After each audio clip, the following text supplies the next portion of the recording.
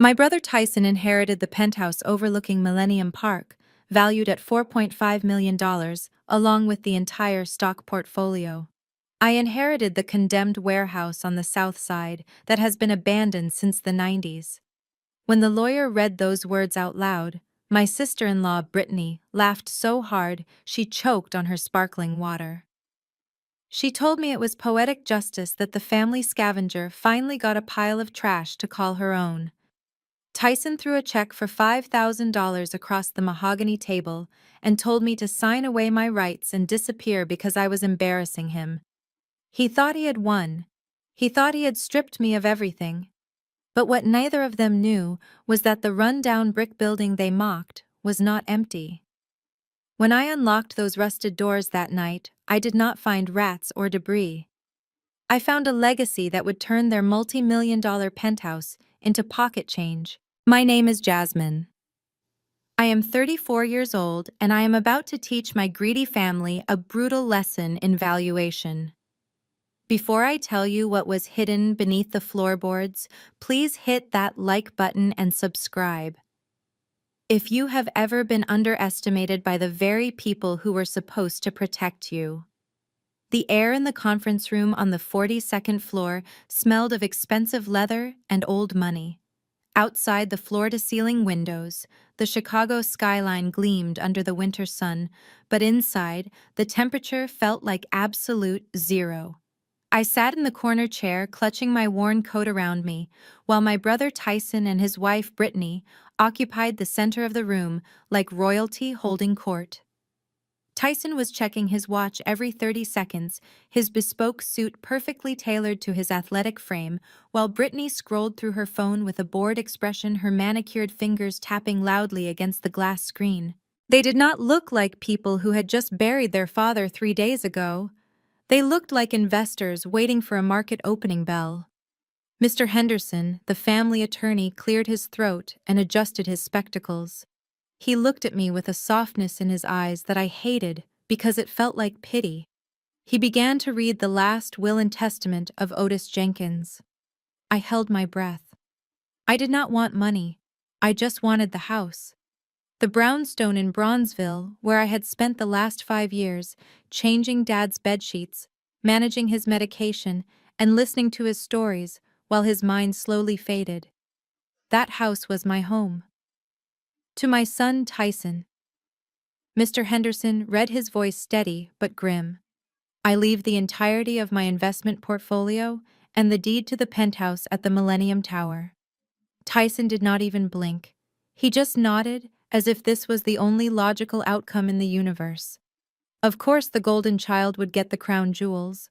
Brittany squeezed his hand and whispered loud enough for me to hear, "Finally, we can upgrade the kitchen." Mr. Henderson paused and turned his gaze toward me. And to my daughter Jasmine, I leave the property located at District 9, formerly known as Otis Auto Repair and Storage, along with all contents therein. The silence that followed lasted exactly 3 seconds before Brittany let out a sharp, cruel laugh. She covered her mouth, but her eyes were dancing with malice. "Oh my God," she gasped. "The junkyard! Dad left her the literal junkyard. That is absolutely hilarious." My stomach dropped to the floor. That warehouse had been closed for 15 years. It was in a neighborhood where even the police hesitated to patrol at night. It was a liability, not an asset. Mr. Henderson continued quickly. Furthermore, the family residence in Bronzeville is to be included in the general estate assets which are bequeathed to Tyson. Everything stopped. The room spun. I stood up, my legs trembling. "There must be a mistake," I said, my voice sounding small in the cavernous room. "Dad promised me the house. He knew I have nowhere else to go. I have lived there for 5 years taking care of him while Tyson was in New York." Tyson finally looked at me. His eyes were cold, devoid of any brotherly warmth. "There is no mistake, Jasmine. Dad knew you are not capable of maintaining a property like the brownstone. The taxes alone would drown you in a month with that little salary you make digging through old, dusty basements." "I am an archivist, an appraiser," I said, fighting the tears stinging my eyes. "I preserve history." "You are a glorified hoarder." Tyson shot back, leaning back in his chair. And now you have a warehouse to hoard things in. It is fitting, really. Brittany chimed in, smoothing her designer skirt. Honestly, Jasmine, you should be grateful. Most families would not give anything to the black sheep who barely contributes. At least you have a place to store your boxes now. Oh wait, does that place even have a roof? The disrespect was physical. It felt like a slap. I looked at Mr. Henderson, hoping for some intervention, but he just looked down at his papers, helpless against the legal text. Tyson reached into his jacket pocket and pulled out a checkbook. The sound of the pen scratching against the paper was the only sound in the room. He ripped the check out and slid it across the polished table toward me. It stopped right at the edge in front of me. $5,000. Here is the deal, Tyson said, his voice dripping with arrogance. I have a buyer lined up for that warehouse land. A developer wants to turn it into a parking lot for the condos next door, but I need you to sign the deed over to me immediately so I can bundle the sale. This $5,000 is for you. Take it. Buy some clothes that do not look like they came from a thrift store, find a cheap apartment and start over. I looked at the check. $5,000 for 5 years of servitude. $5,000 for wiping Dad's brow when he was sweating from fever, while Tyson could not be bothered to answer a FaceTime call. $5,000 to erase my existence. I am not selling, I said quietly. Excuse me, Tyson said, leaning forward, his eyes narrowing. I picked up the check. I said, I am not selling. That warehouse was Dad's first business. It meant something to him. It is a pile of rotting bricks in the hood, Jasmine, Tyson shouted, slamming his hand on the table, making Brittany jump. It is worth nothing, just like your sentimental attachment to garbage. Do not be stupid. You have no money. You have no home. I am offering you a lifeline. I looked him dead in the eye. For the first time in years, the fear evaporated, replaced by a cold, hard anger. I ripped the check in half. Then I ripped it again. I let the pieces flutter down onto the expensive Persian rug. I do not want your crumbs, Tyson. And I am not signing anything. Tyson stood up slowly, buttoning his jacket. His face was red with suppressed rage. Brittany looked from him to me, a sneer curling her lip. You are making a huge mistake, Jasmine, she hissed. If you are not signing, Tyson said, his voice dangerously low, then you are no longer my sister. You are just an obstacle. And since the brownstone is legally mine as of this moment, I want you out. What? I asked, my breath catching. You heard me. You are trespassing. I want your things out of my house by tonight. I am changing the locks at midnight. If you are still there, I am calling the police to have you removed. But it is snowing, I whispered. A blizzard is coming tonight. Then you better hurry, Tyson said, checking his watch again, as if he was late for a lunch reservation. Go sleep in your precious warehouse. See how much that sentimental history keeps you warm. He turned his back on me and walked out of the room, Brittany trailing behind him like a loyal shadow. She paused at the door, looking me up and down with pure disgust. Good luck with the rats, Jasmine, she said. Try not to let them eat you alive. I stood there alone in the office, the torn pieces of the check at my feet. I had nothing. No money, no home, and a family that viewed me as a parasite. I walked out into the biting Chicago wind, my heart pounding with a mixture of grief and fury. I drove my rusted sedan toward the south side, the snow beginning to fall in thick, heavy sheets. I did not know then that Tyson had just handed me the keys to a kingdom he could not even imagine. I pulled up to the looming metal gates of the warehouse number 9. It looked like a beast sleeping in the dark. I cut the padlock with the bolt cutters from my trunk and pushed the heavy steel doors open. I expected darkness. I expected emptiness. But when I flipped the breaker switch on the wall, a hum of electricity vibrated through the floorboards beneath my feet. This place was not dead. It was waiting. The wind off Lake Michigan whipped against my face like invisible shards of glass as I stood on the front porch of the brownstone. My fingers were numb inside my thin gloves, fumbling with the brass key that had opened this door for 34 years. It would not turn. I jiggled it, thinking the cold had frozen the mechanism, but then I heard the distinct click of the deadbolt sliding back from the inside. The heavy oak door cracked open just an inch, held by the security chain. Tyson's face appeared in the gap, illuminated by the warm golden light of the foyer. He was holding a glass of cognac, swirling the amber liquid casually, while I shivered violently on the welcome mat. "Tyson, please let me in," I said, my teeth chattering uncontrollably. "My clothes are in there. Dad's photo albums. My laptop. I have nowhere else to go tonight." Tyson took a sip of his drink and sighed as if I were a solicitor trying to sell him a subscription he did not want. "I told you at the lawyer's office, Jasmine. You do not live here anymore.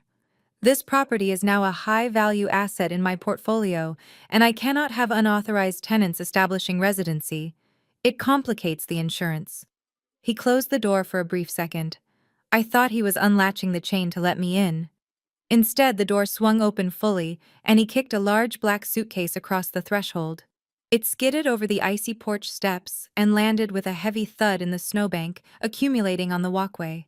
The zipper burst open, spilling my sweaters and scarves into the wet gray slush. "There is your stuff," he said, leaning against the doorframe. "I packed it myself. Consider it a courtesy. Now get off my property before I call security. The neighbors are starting to watch, and you are lowering the property value." Before I could say another word, he slammed the door. The sound echoed like a gunshot in the silent, frozen street. I stood there for a moment, staring at the solid wood that separated me from the only warmth I had known. I was 34 years old. I was a respected professional in my field. And I was standing in a blizzard watching my underwear soak up dirty slush, while my brother drank $50 brandy inside the house I had kept clean for 5 years. I dragged the heavy suitcase to my car, a 10-year-old sedan with a heater that only worked when the engine was redlining. My hands were shaking so badly, it took me 3 tries to start the ignition. As the engine sputtered to life, I looked back at the house one last time. I saw Brittany's silhouette in the upstairs window watching me. She pulled the curtains shut. That was the moment the sadness in my chest hardened into something cold and sharp. I did not cry. I simply put the car in drive and headed south. The drive to District 9 took 40 minutes, but it felt like descending into a different world. The salt trucks did not come down here. The manicured lawns of the Gold Coast gave way to boarded-up storefronts and streetlights that flickered ominously. This was the Chicago they did not show in tourism brochures. This was where my father Otis had started his empire of grease and gears, back in the 80s before the neighborhood fell apart. I pulled up to the address listed on the deed. The headlights of my car cut through the swirling snow, revealing a monstrosity of corrugated metal and weathered brick. The sign above the gate was half falling off, reading only Otis Auto, distinct letters missing like gaps in a smile. The chain-link fence was topped with razor wire, but someone had cut a hole in the side large enough for a person to crawl through. Graffiti covered every inch of the lower walls, territorial markings of local gangs that made my stomach knot with anxiety. "I cannot do this," I whispered to the empty car. "I cannot sleep here." But then I looked at my phone. My bank account balance was $42. The hotels in the city were fully booked for a convention, and even the motels on the outskirts were charging premium rates due to the storm. I had no choice. It was either this metal tomb or freezing to death in my car. I grabbed the bolt cutters from my trunk and attacked the rusted padlock on the main rolling door. It took every ounce of strength I had, groaning with effort until the metal finally snapped. I heaved the rolling door up. It screeched in protest, a metal-on-metal shriek that probably woke up every stray dog within 3 blocks. I drove my car inside and pulled the door down behind me, plunging myself into absolute darkness. I turned on my phone flashlight and stepped out. The air inside was stale, smelling of old oil, dry rot, and something dead. The beam of light danced across the space, revealing chaos. Piles of old tires reached toward the ceiling. Rusted car parts were scattered across the concrete floor like bones in a graveyard. In the corner, I saw a pair of red eyes reflect the light before scuttling away into the shadows. Rats. Huge ones. I sank onto the hood of my car, burying my face in my hands. This was it. This was my inheritance, a rat-infested box in the middle of a war zone. Tyson was right. I was the queen of the junkyard. But as the silence settled around me, a memory surfaced. I was 10 years old, standing in this very garage holding a flashlight for my father while he worked on a transmission. He had wiped his grease-stained hands on a rag and pointed to the steel beams overhead. "Jasmine, look at those beams," he had said, his voice echoing in the vast space. "People look at this place and see a dirty garage. But look at the structure. Look at the foundation. I poured this concrete 3 feet thick. I reinforced these walls with steel rebar. Never judge a building by its paint job, baby girl. Structure is what survives the storm." I lifted my head. I wiped the tears from my cheeks and pointed my flashlight at the floor. The concrete was dirty, yes, covered in dust and oil stains. But it was not cracked, not a single fissure. In Chicago, where the ground freezes and thaws every year, concrete always cracks. But this floor was pristine. I walked toward the back of the warehouse where my father's old workbench still stood covered in a thick gray blanket of dust. I ran my gloved hand over the surface. Tools were hanging on the pegboard exactly where he had left them 15 years ago. It felt like walking into a time capsule. My foot kicked something near the base of the workbench. It was a thick rubber mat. I nudged it aside and frowned. Underneath the mat, running along the base of the wall, was a conduit pipe. It was thick, heavy-duty industrial piping, the kind used for high-voltage lines. Why would a simple auto repair shop need this kind of power capacity, I wondered aloud. I followed the conduit with my light. It led behind a massive red tool chest that was bolted to the floor. I tried to push the chest, but it would not budge. It was solid as a rock. I leaned closer, examining the side of the chest. There was no seam. It was not just heavy, it was anchored. I looked around for a breaker box. I found it on the adjacent wall, covered in cobwebs. I opened the panel, expecting to see blown fuses and rusted wires. Instead, I saw a modern digital meter, and the numbers were glowing red. The power was on. Not just on. The meter showed a steady, significant draw of electricity. Something in this abandoned warehouse was consuming power, and had been for years. My heart began to hammer against my ribs, louder than the wind howling outside. I went back to the tool chest. If this was anchored, it was anchored for a reason. I began pulling the drawers open one by one. Wrenches, screwdrivers, socket sets. Nothing unusual. I reached the bottom drawer. It was empty. But when I pressed my hand against the bottom of the drawer, it felt different. It was warmer than the rest of the metal. I felt around the edges and my fingers brushed against a small indentation, a keypad hidden on the underside of the drawer lip. I froze. A keypad. In a toolbox from the 90s. I crouched down, shining my light up under the lip. It was a modern biometric pad with a number code backup. It was clean, free of dust, as if someone had wiped it recently. My father had been dead for 2 weeks. Before that, he had been in the hospital for months. Who had been here? I hesitated, my finger hovering over the keys. If I entered the wrong code, would an alarm sound? Would the police come? Or worse, would the people Tyson owed money to show up? But then I thought of Tyson's smirk. I thought of my clothes in the slush. I thought of Brittany laughing at me. I had nothing left to lose. I typed in the only set of numbers that meant anything to my father. My birthday. 061989. There was a soft beep. Then a heavy hydraulic hiss filled the room, making me jump back. The massive tool chest did not open. It swung outward, away from the wall like a heavy vault door. Behind it was not a brick wall but a stainless steel panel with a single button illuminated in blue. I stared at it, my breath misting in the cold air. The wind rattled the tin roof above me, but down here in the corner, the hum of machinery was steady and strong. Dad did not leave me a garage, he left me a fortress.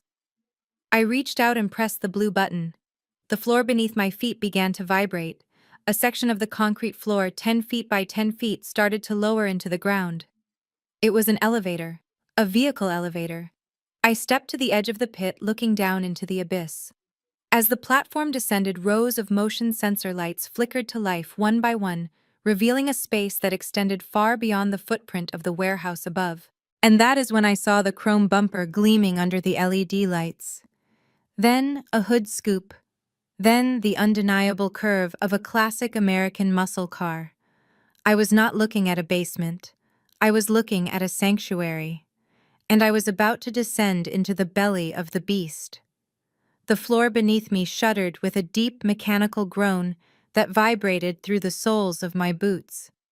I grabbed the edge of the tool chest for balance as the concrete square I was standing on detached itself from the surrounding foundation. For a terrifying second, I thought the ground was collapsing under the weight of the decaying building, but then the descent became smooth and controlled. I was on a heavy-duty hydraulic lift, the kind used in industrial manufacturing, and I was sinking into the earth. The darkness of the warehouse above grew smaller and smaller until it was just a square of dim light far overhead. The air around me changed. The smell of oil and old dust vanished, replaced by the crisp, sterile scent of filtered climate-controlled air. I counted the seconds as I descended. 1, 2, 3. By the time the platform came to a soft halt, I estimated I was at least 30 feet underground. I stood in absolute darkness, my heart hammering against my ribs like a trapped bird. I raised my phone flashlight, but before I could swipe the screen, a bank of overhead lights flickered to life. Then another bank, and another. The lights stretched out in front of me, row after row, illuminating a space that was 3 times the size of the warehouse above.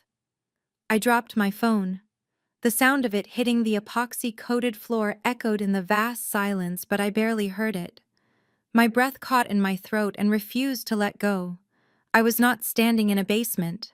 I was standing in a cathedral. The floor was painted a pristine glossy white, reflecting the overhead LED lights like a mirror. And resting on that white floor, parked in perfect military precision, were rows of sleeping giants. My father Otis had not left me a pile of junk. He had left me a museum. I took a shaky step forward, my eyes trying to process the sheer scale of what lay before me. There were at least 40 vehicles here, but these were not just used cars. They were American muscle cars from the golden era of Detroit steel, and every single one of them looked like it had just rolled off the assembly line.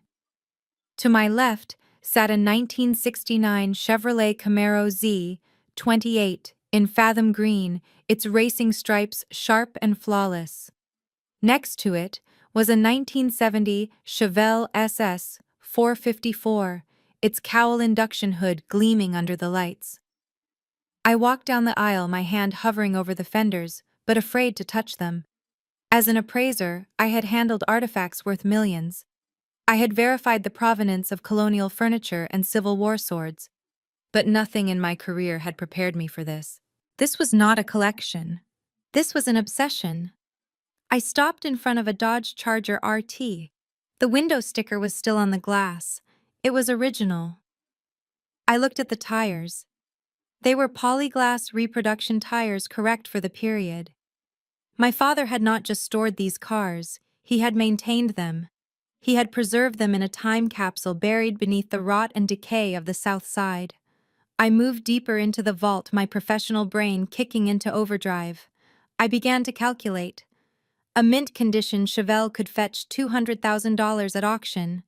A Plymouth Hemi-Cuda could go for millions. The numbers began to swirl in my head, adding up to a sum that made my knees weak. Tyson had thrown me out for a penthouse worth $4 million. I was walking past $10 million in the first 2 rows alone. Then I saw it. It was parked on a raised circular platform at the far end of the vault, separated from the others like a king on a throne. My breath hitched. I approached it slowly, as if it were a wild animal. It was a 1967 Shelby GT 500 Super Snake. I knew this car. Not this specific one, but the legend of it. Only one was ever officially made with the 427 racing engine. If this was a recreation, it was a masterpiece. But knowing my father, knowing his obsession with structure and truth, I had a feeling it was not a fake. I circled the vehicle, checking the VIN plate on the inner fender. I pulled a jeweler's loop from my pocket, which I always carried, and inspected the rivets. They were aged correctly. The patina on the engine block was consistent. My hands started to shake. If this was the lost prototype or a factory-verified second production model, its value was incalculable. Conservative estimate, $3 million. Aggressive auction estimate, $5 million. And that was just one car. I leaned against the cold fender of the Shelby, trying to keep myself upright. My family had treated me like a beggar. They had thrown $5,000 at me like I was a charity case. And all the while I was standing on top of a fortune that could buy their entire lifestyle 10 times over. "Why did you do this, Dad?" I whispered to the empty room. "Why hide it? Why live in a modest brownstone driving a beat-up truck when you had the crown jewels of the automotive world buried in your backyard?" I saw a small desk in the corner of the room near a ventilation unit. It was Dad's old metal desk from the shop upstairs, but it had been cleaned and polished. I walked over and sat in his chair. The leather creaked, a familiar sound that brought tears to my eyes. On the desktop sat a single leather-bound notebook. It was not a ledger. It was a journal. I opened it, the pages crinkling softly. The handwriting was unmistakably his strong block letters written in blue ink. I started reading. October 14th, 1982. The bank took Mr. Johnson's home today. They gave him 30 days to vacate. He needed cash to move his family to a rental. He offered me his 65 GTO. He was crying Otis. He said he bought it when his son was born. I paid him double what the dealer offered. I promised him I would keep it safe. I promised him it would not be scrapped or parted out. I turned the page. May 3rd, 1990. The city is bulldozing the block on 63rd Street. They say it is for urban renewal, but we know it is removal. Mrs. Davis has to sell her husband's Mustang. It is all she has left of him. I took it. I put it in the vault. I told her it is sleeping until the world wakes up. I read entry after entry. Each car in this room was not just a vehicle. It was a tragedy. My father had not collected these cars for vanity or greed. He had become the guardian of our community's assets during its darkest times. When the system tried to strip Black families of their wealth, their homes, and their prized possessions, my father stepped in. He bought their treasures not to flip them for a profit, but to hold them. He was preserving the history that the world wanted to erase. I looked up from the book. My vision blurred with tears. Tyson saw a warehouse. Brittany saw a parking lot. But my father saw a bank vault for the people who could not get a loan. He had built an ark to save these machines from the flood of gentrification and poverty. And he had left it to me. Not because I was the scrap collector, but because I was the only one who would understand the difference between price and value. I closed the journal and stood up.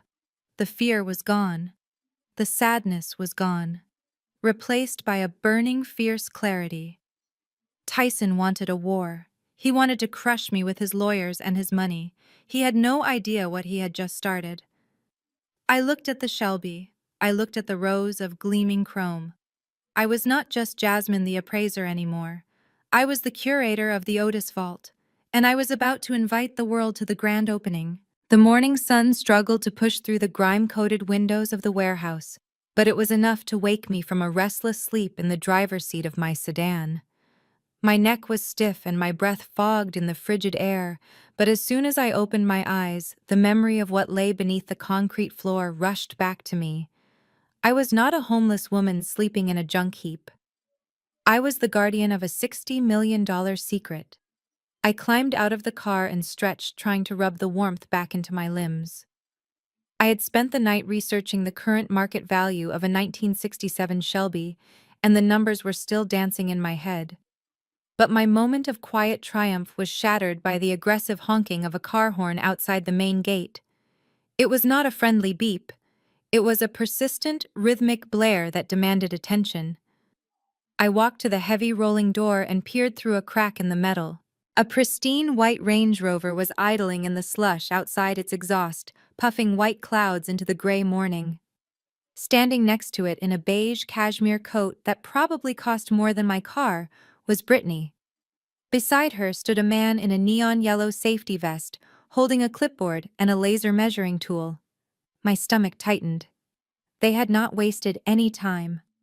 I grabbed a heavy wrench from the workbench, not because I intended to use it, but because the weight of it in my hand made me feel less like a victim.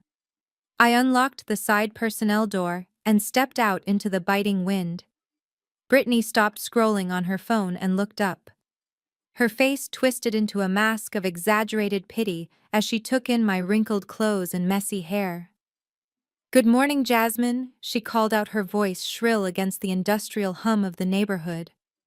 "I brought you coffee, but I see you are already busy playing squatter." She gestured to the man beside her. "This is Mike. He is the contractor for the Otis Tower project. We need to get inside to measure the square footage for the demolition permit." I did not move. I planted my feet firmly on the cracked pavement blocking the entrance. "There will be no demolition, Brittany. I told Tyson yesterday. This property is not for sale." Brittany laughed, a cold, sharp sound that grated on my nerves. She signaled to Mike, who looked uncomfortable, shifting his weight from one foot to the other.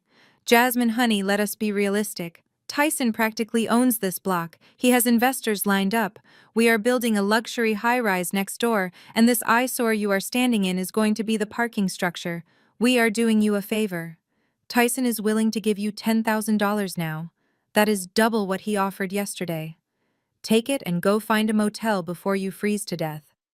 I looked at the contractor. "Mike, does your client realize that she is asking you to trespass on private property? The deed to this warehouse is in my name. It was probated yesterday. If you step 1 foot past this gate, I will have you arrested." Mike lowered his laser measure and looked at Brittany. "You said you had the owner consent, ma'am." Brittany's face turned a shade of crimson that clashed with her beige coat. She marched up to the gate, gripping the chain-link fence with her gloved hands. "Listen to me, you ungrateful little leech. You think because Daddy left you a pile of bricks, you are suddenly a player. You are nothing. You are living like a rat in a sewer. Look at you. You smell like grease and desperation." I stepped closer until we were face to face, separated only by the rusted wire. "I would rather smell like grease than greed, Brittany. Go home." Her eyes narrowed into slits. "You want to play hardball, Jasmine? Fine. Let us play. You think you can live here? I give it 24 hours. I am calling the city building inspector right now. I know for a fact this place has asbestos, lead paint, and faulty wiring. I will have this building condemned by noon. They will red tag the doors and drag you out by your hair. You cannot fight Tyson. He has the mayor on speed dial.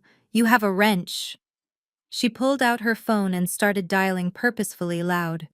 "Yes, hello. I would like to report a severe code violation at District 9. Yes, a squatter is living in a commercial structure with no heat or running water. It is a fire hazard."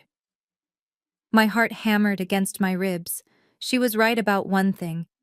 If the city inspectors came inside, they would snoop. If they found the vault, the secret would be out. Tyson would find a way to seize it, claiming the contents were part of the general estate. I needed time. I needed to secure the perimeter before anyone official set foot on this land.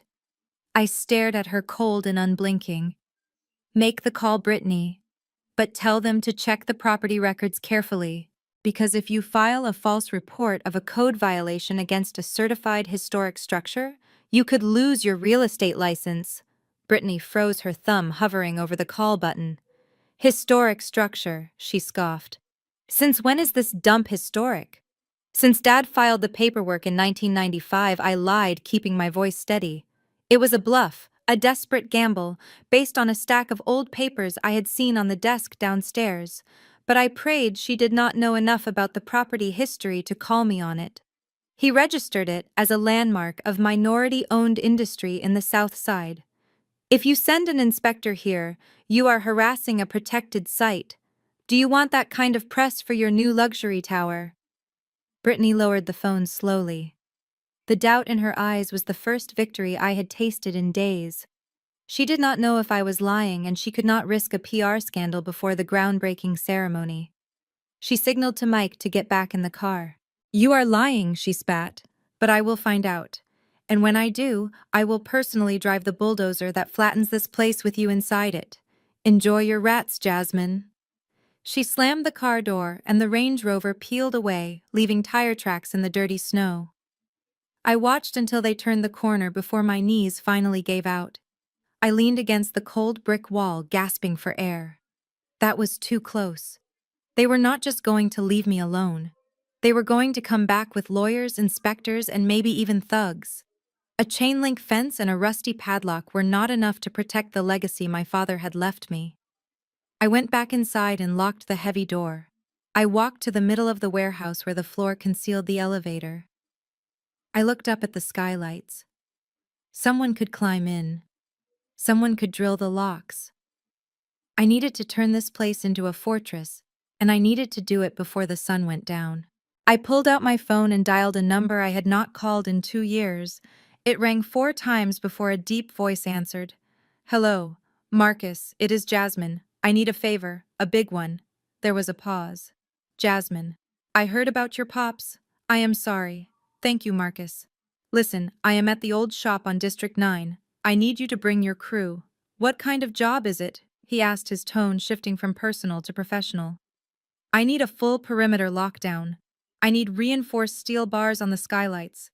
I need motion sensor cameras with cloud backup covering every angle outside and inside.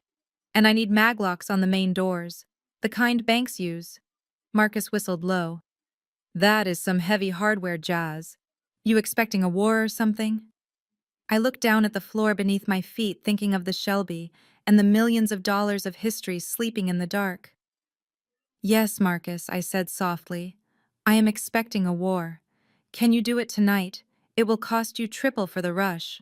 I will pay you double that in cash as soon as the job is done. Just get here. And Marcus, bring the big trucks."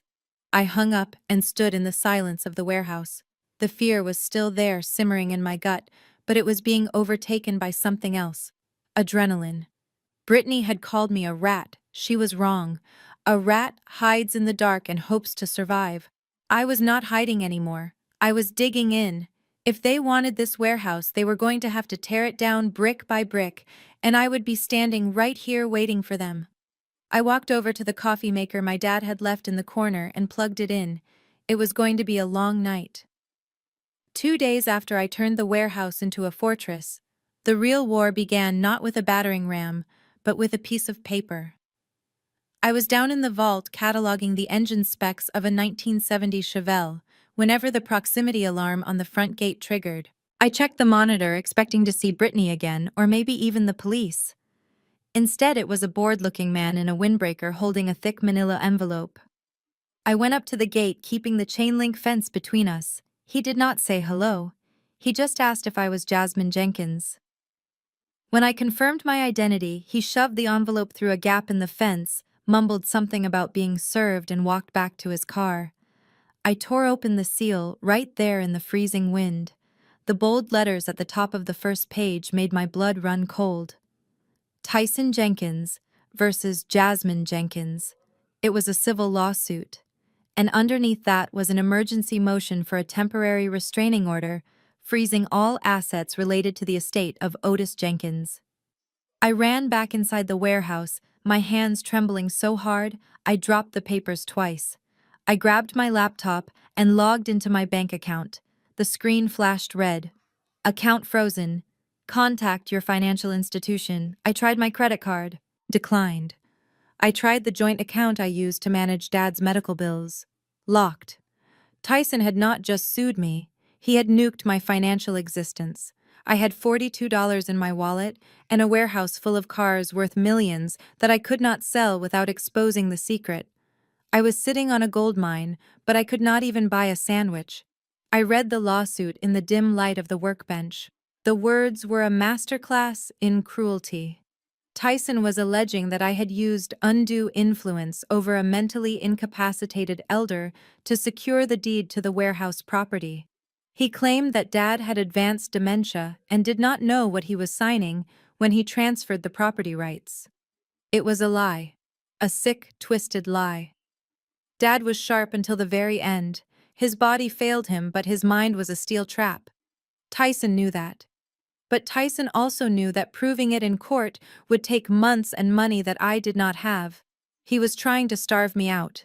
He wanted me to crawl back to him begging for mercy so he could trade a few $1,000s for the deed to the land. He had found out about the rezoning. He knew the city was planning to expand the transit line right past this block, which would triple the land value overnight. He did not care about the cars. He did not even know about them. He just wanted the dirt. I needed a lawyer. But good lawyers cost hundreds of dollars an hour, and I did not even have enough for a bus ticket. I sat in the driver's seat of the Shelby crying tears of pure frustration. I looked around the vault, at the legacy my father had built. He had saved all of this for me, and I was going to lose it because I could not afford a legal defense. Then my eyes landed on my wrist. I was wearing Dad's watch. It was a vintage Rolex Submariner from 1972. He had bought it used from a pawn shop in the 80s and wore it every single day. It was scratched and the bezel was faded, but it was the only thing of his I had left besides the cars. I touched the cold metal against my skin. It felt like a betrayal to even think about it. But then I heard his voice in my head. Structure is what survives the storm, Jasmine.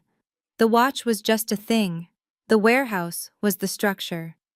I drove to the Jewelers Row district downtown, praying my gas tank would last the trip. I walked into a high-end watch dealer, a place with armed guards and velvet ropes. The appraiser looked at my worn clothes with disdain until I placed the Rolex on the counter. His eyebrows shot up. He opened the case back, examined the movement, and offered me $8,000. It was worth 12, and we both knew it, but I did not have the luxury of negotiation. I took the cash. It felt dirty in my hands like blood money.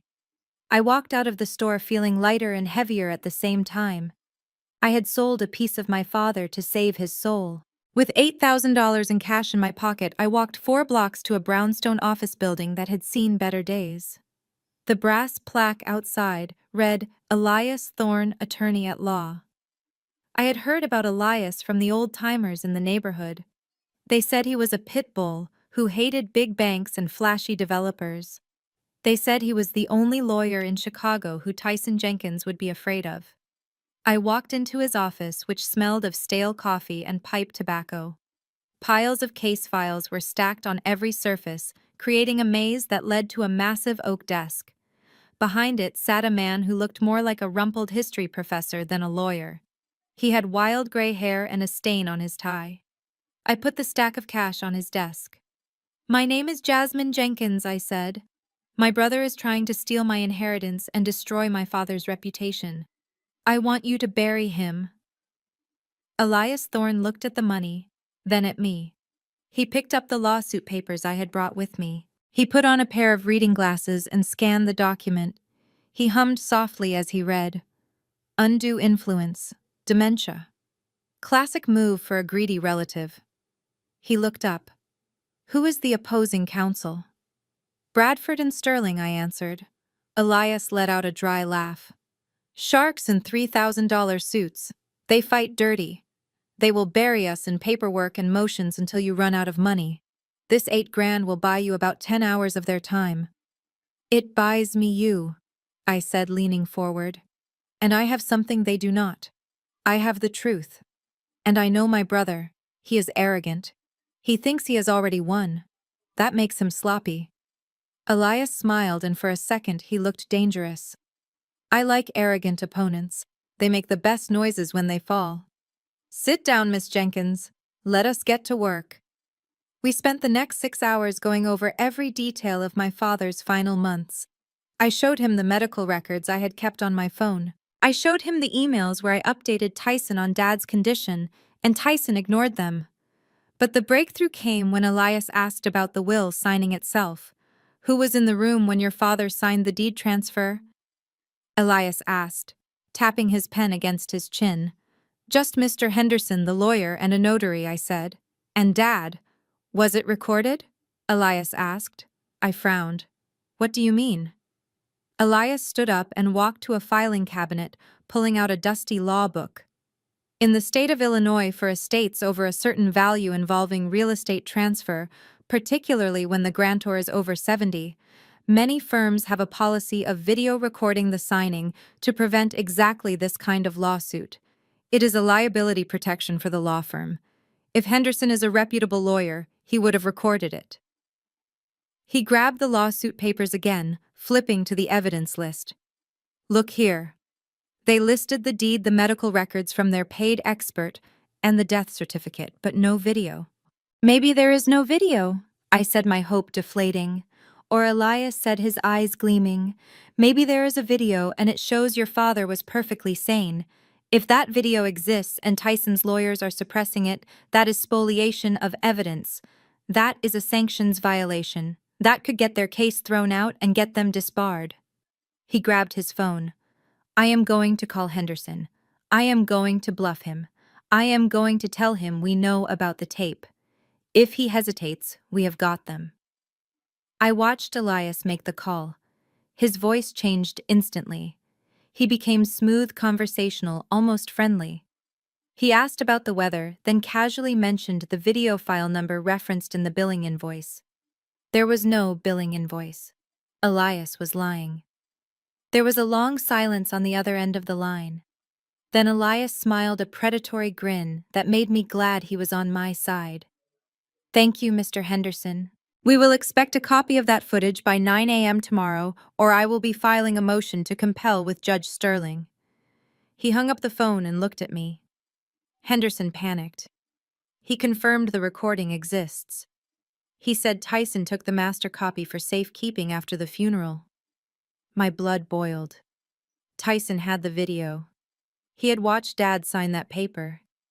He had seen Dad lucid and strong giving me the warehouse, and he had hidden it to paint me as a villain. We have him, Elias said. But we have to move fast. If Tyson knows we are coming for that tape, he might destroy it. We need to get a court order to seize it before he has a chance to run it through a shredder. I stood up, the adrenaline rushing through my veins again. Tyson thought he had paralyzed me. He thought I was broke and helpless. He did not know I had just traded a Rolex for a shark of my own, and he certainly did not know that his own attempt to bury the truth had just handed us the shovel we needed to dig his grave. I walked out of Elias Thorne's office into the cold Chicago night. My wrist felt light without the watch, but my heart felt full. I was going to get that tape. I was going to clear my name. And then I was going to make Tyson pay for every single lie he had told. The war was far from over, but for the first time I had a weapon. The morning after Elias Thorne successfully bluffed Mr. Henderson about the video recording, I did not go to the courthouse. Instead, I stood in the subterranean chill of the vault, waiting for a man who did not officially exist in the phone book. His name was Arthur Sterling, and he was the head of the automotive division at Sotheby's. Elias had called in a favor to get him here. Arthur arrived in an unmarked sedan wearing a nondescript gray suit that belied his status as the man who had auctioned a Ferrari for $48 million last year. I led him through the cluttered warehouse past the rat traps and the piles of old tires to the secret elevator. When I entered the code and the floor began to descend, Arthur remained impassive. But when the lights of the vault flickered on, revealing the rows of pristine American muscle cars, his composure cracked. He took off his glasses and wiped them slowly, staring at the Shelby GT 500 as if he were seeing a ghost. While Arthur began his silent, meticulous inspection. 40 feet underground, my brother Tyson was 40 floors up in his glass office trying to stop his own world from collapsing. He was not the confident titan of industry he pretended to be. He was a drowning man. His fintech startup, which he had bragged about in Forbes magazine, was hemorrhaging cash. The proprietary algorithm he claimed would revolutionize trading was a failure, and his investors were demanding answers. But the real rot was personal. I had always suspected Tyson lived beyond his means, but the truth was far worse. He had leveraged everything. The penthouse was not just mortgaged, it was underwater. He had taken out a third mortgage to cover his margin calls. He owed $2 million to a private equity firm that was known for breaking kneecaps, not contracts, and the payment was due in 10 days. That was why he needed the warehouse. He did not care about the land or the neighborhood. He needed a quick cash injection from the developers to keep the wolves from his door. Back in the vault, Arthur Sterling was moving like a surgeon. He wore white cotton gloves and used a specialized light to examine the paint depth on a 1970 Plymouth Hemi-Cuda. He checked the casting numbers on the engine block. He verified the transmission codes. For 3 hours, he did not speak a word. He just moved from car to car, making notes in a small leather notebook, his frown deepening with every vehicle he inspected. I stood by the elevator, my nerves frayed. What if I was wrong? What if these were just nice old cars worth a few $100,000? That would not be enough to save me from Tyson's legal team. I needed a miracle. Upstairs in the city, Tyson was pacing his office, screaming at his assistant. "Get Henderson on the phone," he yelled, throwing a file across the room. "I want that restraining order enforced. I want the police to raid that warehouse today. Tell them she is running a meth lab. Tell them she is hoarding stolen goods. I do not care what you tell them, just get her out of there so I can bulldoze it." He was unraveling. The cool, sophisticated mask was slipping, revealing the desperate, terrified boy underneath. He knew that if he could not sell the warehouse land by Friday, his entire house of cards would come crashing down. He would be exposed not just as a failure, but as a fraud. Finally, Arthur Sterling closed his notebook. He walked over to where I was standing, his face pale in the harsh fluorescent light. He looked shaken. "Miss Jenkins," he said, his voice barely above a whisper, "I have been in this business for 30 years. I have seen private collections in Dubai, in London, in Tokyo. I have seen barns full of Ferraris and caves full of Porsches." He paused, looking back at the Shelby sitting on its pedestal. "But I have never seen anything like this. This is not a car collection. This is a time capsule of American industrial history. Every single vehicle here is a one of one or a one of few. The provenance is impeccable. The condition is unrepeatable." He took a deep breath and looked me in the eye. "You asked me for a valuation. If you were to sell these cars individually over the next few years, you could expect a significant return. But as a collection, as the Otis Jenkins collection, if we bring this to auction in Monterey next month?" He stopped again, seemingly struggling to comprehend the number he was about to say. "My conservative estimate for the starting bid. The floor price is $60 million. My knees gave out. I had to grab the railing of the elevator to keep from falling. $60 million. And that is just the start. Arthur continued, his eyes shining with professional excitement. "With the right marketing, given the story of your father preserving these assets against all odds, we could see bidding reach 75 or even 80 million. Miss Jenkins, your father did not just leave you wealthy. He made you one of the most significant figures in the automotive world overnight." I stared at the cars, blurring through my tears. Tyson was fighting me for a piece of land worth maybe $500,000. He was destroying our family for pennies while I was standing in the middle of a kingdom. "But we have a problem," Arthur said, his tone turning serious. "This collection is too valuable to be kept here. If word gets out, if your brother finds out, he will try to seize it. He will claim it is part of the general estate. You need to move these cars. Tonight, I cannot," I said, panic rising. I said panic. "The lawsuit frozen my accounts. I cannot pay for transport." Arthur smiled, a small, tight smile. "Sotheby's will advance you the cost. We will advance you whatever you need. Security, transport, legal fees. We will take it out of the final sale price.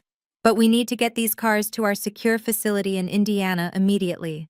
I can have a convoy of enclosed transporters here in 4 hours." I thought of Tyson screaming in his office.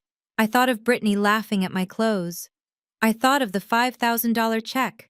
"Do it," I said. "Get them out. But leave one." Arthur raised an eyebrow. "Which one?" "The Shelby," I said, looking at the blue beast. "Leave the Shelby. I have a special use for that one." Arthur nodded, understanding dawning in his eyes. He pulled out his phone and began making calls. Within minutes, the machinery of a global auction house began to turn. I stood there alone for a moment, listening to the hum of the ventilation system. Tyson thought he was playing a game of chess. He thought he was winning because he had taken my pawns. He did not realize that I had just promoted my last piece to a queen, and checkmate was coming fast. The vibration of my phone on the steel workbench felt like an intrusion. I was in the middle of cataloging the engine block of a 1970 Plymouth Superbird when Tyson's name flashed across the screen. For a moment, I considered letting it ring. I considered letting him sweat in his high-rise office while I polished chrome worth more than his entire career. But Arthur Sterling had advised me to play the long game, so I answered. Tyson's voice was different this time. Gone was the shouting. Gone was the arrogance. In its place was a smooth, practiced warmth that set my teeth on edge. He invited me to coffee, not at the office but at Le Ciel, a bistro on the Magnificent Mile, where a cup of tea cost $12 and the waiters wore tuxedos. He said we needed to talk about Dad, too. He said he wanted to make things right. I walked into the cafe an hour later wearing my best clean sweater, which still looked threadbare compared to the designer coats hanging in the cloakroom. Tyson and Brittany were seated by the window, a picture of grieving affluence. Brittany was wearing oversized sunglasses indoors and dabbing at dry eyes with a linen napkin. When they saw me, Tyson stood up and actually pulled out a chair for me. The performance was so thick I could almost taste it. Jasmine. I am glad you came, Tyson said, signaling the waiter to bring me a menu. We have been doing a lot of thinking. The stress of the funeral got to all of us. I said some things I regret. Brittany reached across the table and touched my hand. Her fingers were cold. We just want what is best for the family, Jasmine. We hate seeing you living in that industrial zone. It is not safe. And honestly, it looks bad for all of us. I sipped the water the waiter placed in front of me and waited for the hook. We are holding a memorial gala for Dad tomorrow night at the penthouse, Tyson said, leaning in confidentially. It is going to be intimate. Just close friends, family, and a few of my key business partners who admired Dad's work ethic. We want to honor him properly, and we want you there. He slid a heavy cream-colored envelope across the table. Inside was an invitation printed in gold foil. We want to present a united front. Tyson continued, his eyes scanning my face for any sign of resistance. In fact, we have drawn up some new paperwork. A family trust. We want to bring the warehouse land into the trust so we can manage it together. If you sign the transfer agreement at the party tomorrow night in front of everyone, it will show that the Jenkins family is strong and undivided. In exchange, we will set you up with a monthly stipend. $2,000 a month. You can get a nice apartment. You can stop playing mechanic. The trap was so obvious it was insulting. They did not want a memorial. They wanted a show. Tyson needed his investors to see that the land for his phantom project was secured. He needed me to sign that deed publicly, so that when the bulldozers rolled in on Monday, nobody could claim the title was disputed. He wanted to get me drunk on expensive champagne, parade me around as the charity case sister, and have me sign away a $60 million fortune for a $2,000 allowance. I looked at the invitation. Then I looked at Tyson. I saw the bead of sweat on his temple despite the air conditioning. I saw the way Brittany's hand tightened around her wine glass. They were terrified. I will be there, I said softly. Tyson exhaled a breath he had been holding. Excellent. Really, Jasmine, this is the right choice. Oh, and one more thing. Brittany chimed in, looking me up and down with a critical eye. The dress code is black tie formal. We can lend you one of my old dresses if you want. It might be a little tight in the hips, but we can pin it. No, thank you, I said, standing up. I have something to wear. I walked out of the cafe feeling their eyes boring into my back. They thought they had just manipulated me into a corner. They thought I was walking into their lion's den as a lamb. They had no idea I was coming back as the hunter. As soon as I was outside, I called Arthur Sterling. The advance funds from Sotheby's had hit my new secure account an hour ago. It was more money than I had ever seen in my life. I did not go to the department stores where Brittany shopped. I went to a specialized vintage boutique in the Gold Coast, a place that dealt in couture from the 50s and 60s. I was not going to wear a modern dress. I was going to wear history. I spent 3 hours with a stylist who understood exactly what I needed. I found a 1958 black silk gown with a structured bodice and a flowing architectural skirt.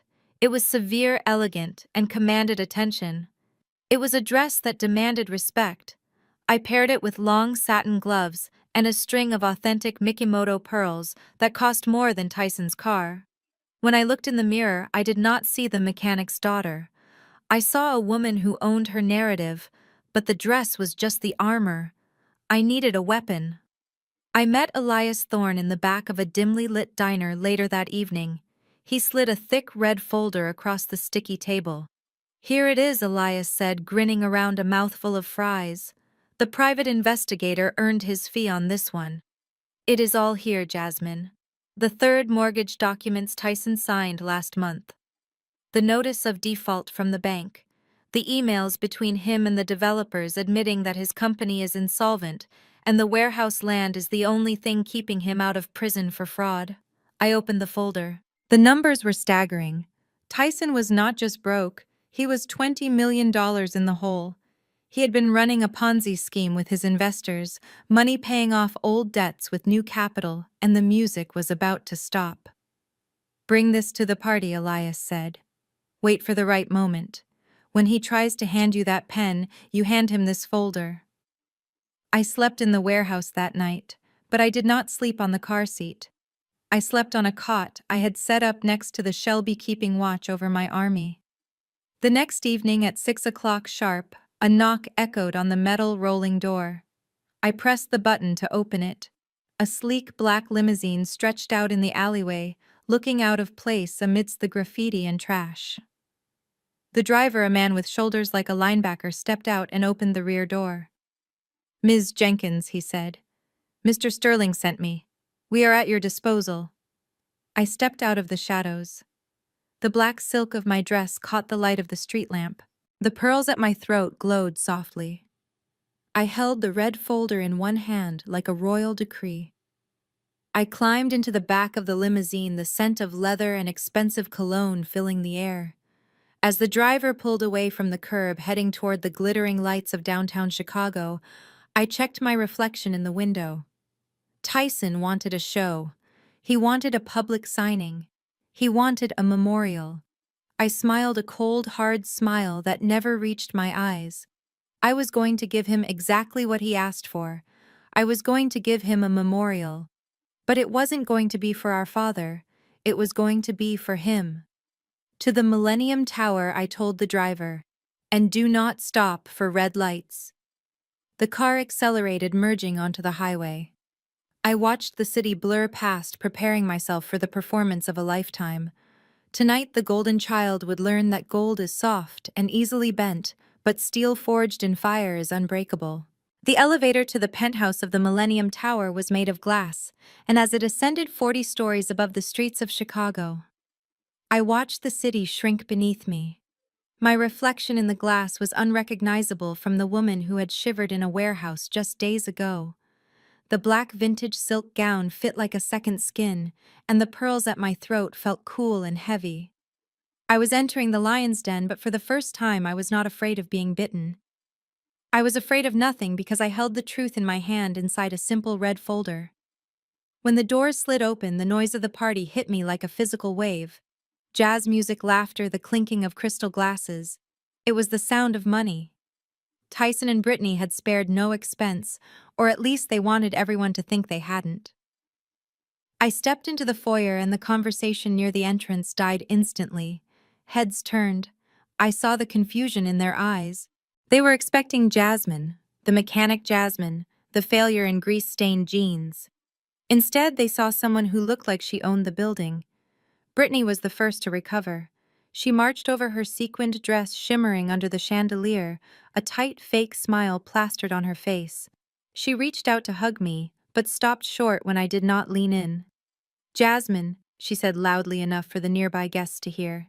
I am so glad you could make it. We were worried you might not have anything appropriate to wear. But look at you. Did you find that at a costume shop? It is very retro. I smiled, a genuine amusement bubbling up inside me. It is vintage Brittany. 1958. Dad bought it for Mom for their 10th anniversary. I found it in storage. It is amazing what you can find when you actually look at history, instead of trying to bulldoze it. Brittany's smile faltered, but she recovered quickly, gripping my arm with painful force. Come inside. Everyone is dying to see the prodigal sister. She dragged me into the main salon where Tyson was holding court with a group of older men in expensive suits. These were his investors, the men whose money he had squandered. When Tyson saw me, his eyes widened. For a split second, I saw fear. He knew that dress. He knew those pearls. They were reminders of the legacy he was trying to sell off, but he masked it with a booming laugh and spread his arms wide. Jasmine. Everyone look who finally decided to join the family. My little sister. He wrapped an arm around my shoulders, squeezing tight. He smelled of scotch and desperation. Gentlemen, this is Jasmine. She has been going through a tough time lately trying to find her footing. She is currently in between careers, but we are taking care of her. That is what family does, right? The men nodded, murmuring polite assent. One of them, a heavy-set man with a cigar, looked at me with pity. It is good of you to look after her, Tyson. Not many brothers would be so generous. I felt Tyson's grip tighten, warning me to play along. I said nothing. I just smiled and clutched my red folder. The night wore on, a blur of fake condolences and veiled insults. Brittany made sure to introduce me to everyone as her eccentric sister-in-law who lives in an old garage. She offered me appetizers as if I were starving, asking if I got enough to eat down there in the hood. I ate their food and drank their wine, watching the clock. I was waiting for the moment, and Tyson did not disappoint. At 8 o'clock, the music stopped. Tyson tapped a spoon against his champagne glass and stepped onto the small stage that had been set up in front of the floor-to-ceiling windows. The city lights twinkled behind him, a backdrop he did not own. Thank you all for coming, he began, his voice thick with emotion that I knew was performative. We are here to honor my father, Otis Jenkins. He was a great man, a builder, and his dream was always to see this family prosper, to see us build the future. He paused, wiping a non-existent tear. And tonight we are taking a big step toward that future. As many of you know, my company is breaking ground on the Otis Tower next week. It will be a monument to his legacy. And to make that happen, my sister Jasmine has graciously agreed to unite our family assets. She is gifting the land of the old workshop to the project, ensuring that Dad's name will live on in the skyline. Applause broke out. Polite, enthusiastic applause from people who thought they were witnessing a touching family moment. Tyson beckoned to me. Jasmine, come up here. Say a few words. He held out a hand. I walked up the steps, the silk of my dress rustling softly. The room went quiet. Tyson handed me the microphone and then slipped a piece of paper into my hand. I glanced at it. It was a typed speech. I, Jasmine Jenkins, am proud to support my brother's vision. I looked at the paper. Then I looked at Tyson. He was smiling, but his eyes were hard, pleading and threatening all at once. Read it, his eyes said. Read it, or I will destroy you. I folded the paper and put it in my pocket. Tyson's smile twitched. I lifted the microphone. My brother talks a lot about legacy, I said, my voice steady and clear, ringing through the silent room. He talks about building monuments. But my father taught me that you cannot build a monument on a foundation of lies. The air in the room changed. The smiles faltered. Tyson took a step forward, reaching for the mic. Jasmine, that is enough. I turned to him, shielding the microphone. No, Tyson. I am not done. You want me to gift you the land. You told these people that I am doing this to support your vision. But you did not tell them why you need it so badly, did you? I turned back to the crowd. My brother is not building a tower to honor our father. He is selling the land to pay off a gambling debt. gasps rippled through the room. Brittany dropped her glass and it shattered on the marble floor, a sharp, explosive sound. "She is drunk!" Tyson shouted, his face turning purple. "She is unstable!" Cut the mic, but I spoke louder over his shouting. I looked directly at the heavy-set investor with the cigar. "Mr. Sterling, I believe you are the lead investor in Tyson's fintech fund. Did you know that the quarterly returns he sent you last week were fabricated? Did you know that this penthouse, the one we are standing in right now, has a foreclosure notice taped to the service elevator downstairs?" "Liar!" Brittany screamed, rushing the stage. "You jealous little witch!" I pulled the red folder from under my arm and held it up. "It is all here. The third mortgage documents, the default notices, the emails from the developers threatening to sue him for fraud. Tyson doesn't own this apartment. The bank does. And as of next Tuesday, he won't even have a key." I tossed the folder into the crowd. It landed at the feet of the investors. One of them bent down and picked it up, opening it immediately. Tyson lunged at me, grabbing my arm. "You ruined everything," he hissed, his face inches from mine, spittle flying from his lips. "I will kill you." But before he could do anything, two large security guards, the ones I had hired to accompany me, stepped out from the shadows and pulled him off. Tyson stumbled back, adjusting his suit, trying to regain dignity that was already gone. The investor looked up from the documents, his face red with fury. "Jenkins, what is this? This says your liquidity is 0. Tyson stammered, sweat pouring down his face. "It is a mistake. She forged them. She is crazy." But the room wasn't listening to him anymore. They were looking at the papers. They were looking at the foreclosure notice. They were looking at the man they thought was a king and realizing he was a jester. I stepped down from the stage. The crowd parted for me like the Red Sea. I walked past Brittany, who was sobbing on the floor, trying to pick up the pieces of her broken glass. I stopped and looked down at her. "You were right, Brittany," I said quietly. "It is amazing what you can find in the trash. Sometimes you find a dress, and sometimes you find the truth." I walked to the elevator, leaving the chaos behind me. I heard shouting. I heard accusations. I heard the sound of Tyson's world crumbling into dust. As the doors closed, I saw him standing alone on the stage, a spotlight shining on a man who had nothing left to hide behind. The party was over. But for me, the real work was just beginning. The silence in the penthouse did not last. It shattered like the crystal glass Brittany had dropped moments ago. Tyson lunged for me, his face twisted into a mask of pure primal rage.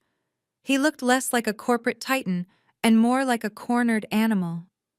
"Give me that microphone," he screamed, his hands clawing at the air inches from my face, but he never reached me.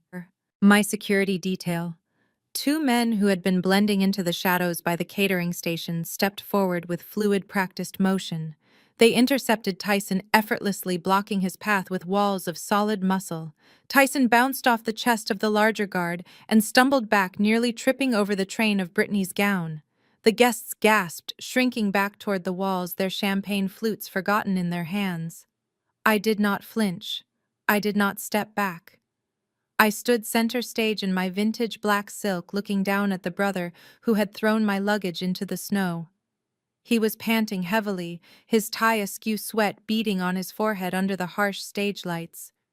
"You are finished, Jasmine," he spat, his voice trembling with a mix of fury and terror. "You think a few pieces of paper will stop me? I am Tyson Jenkins. I built this company. These people know who I am." I looked out at the sea of faces. The investors were not looking at Tyson with admiration anymore. They were looking at the red folder that was being passed around like a contagious disease. They were looking at him with suspicion, with anger. "They know who you pretend to be, Tyson," I said into the microphone, my voice calm and amplified, filling every corner of the room. "But I think it is time they saw exactly who you are, and who you are in business with." I reached into the pocket of my dress and pulled out a small black remote control. I pointed it at the massive projection screen behind me, which had been cycling through a slideshow of our father's life photos that Tyson had curated to manipulate the crowd's emotions. Tyson frozen seeing the remote. "No," he whispered. "Do not." I pressed the button. The image of our father smiling next to his first tow truck vanished. In its place, a high-resolution scan of a bank statement appeared. It was magnified so every zero was visible. The account balance was in bold red font. Negative $4.2 million. Gasps rippled through the room again, louder this time. "That is the operating account for the Otis Tower project," I explained casually, as if I were giving a business presentation. "As you can see, the capital raised from investors was transferred out 3 days ago." "Where did it go?" I clicked the button again. A new document appeared. It was a wire transfer receipt. Destination: Cayman Islands. Beneficiary: an offshore shell company. Tyson shouted to the tech crew at the back of the room. "Cut the power. Turn it off." But the tech crew did not move. They were staring at the screen too. Or perhaps they just realized that their paychecks were likely never coming. "I am not done, Tyson," I said. "You wanted to talk about partnerships. You wanted to talk about trust. You wanted to present a united front with your lovely wife, Brittany." I looked down at Brittany. She was standing frozen near the buffet table, her face pale. She knew what was coming. She shook her head pleadingly, mouthing the word, "No." I clicked the button one last time. The screen changed. It was not a bank statement this time. It was a series of screenshots from a text message thread. The timestamps were recent, the conversation was intimate, and the sender was Brittany. "He is drowning," one message read. "The bank is taking the penthouse next week. As soon as the wire hits the offshore account, I am filing for divorce. I will meet you in Paris." And the recipient of those messages was listed clearly at the top of the screen. Mark Sterling. The room turned to look at Mark Sterling, the heavy-set investor with the cigar who had spoken so kindly about Tyson earlier. Mark turned a shade of beet red that matched the carpet. He dropped his cigar. Tyson stared at the screen. He blinked once, twice, trying to comprehend the words. He turned slowly to look at Brittany. His wife. His partner. The woman who had laughed while he kicked me out of our home. "Paris," he whispered, his voice breaking. "You were going to leave me." Brittany scrambled to find a defense, but there was none. The evidence was 40 feet wide and glowing in high definition behind me. I lowered the microphone just slightly, addressing the room at large. "My brother and his wife brought you here tonight to celebrate a legacy. They told you that my inheritance, the warehouse on District 9, was a pile of garbage. They mocked me for being a scavenger. They told you I was worthless." I stepped to the edge of the stage, letting the silence stretch, letting the weight of the moment settle on their shoulders. But while they were busy spending money they did not have on champagne and appearances, I was doing what my father taught me. I was looking at the structure. I was looking at what was underneath.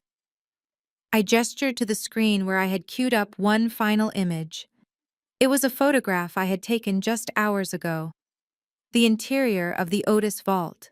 The rows of gleaming, pristine muscle cars stretching into the distance under the bright LED lights. The Shelby GT500 sat front and center, a blue jewel in a crown of chrome. The room went dead silent. A collective intake of breath sucked the oxygen out of the penthouse. Even Tyson stopped breathing. He stared at the image, his mouth hanging open.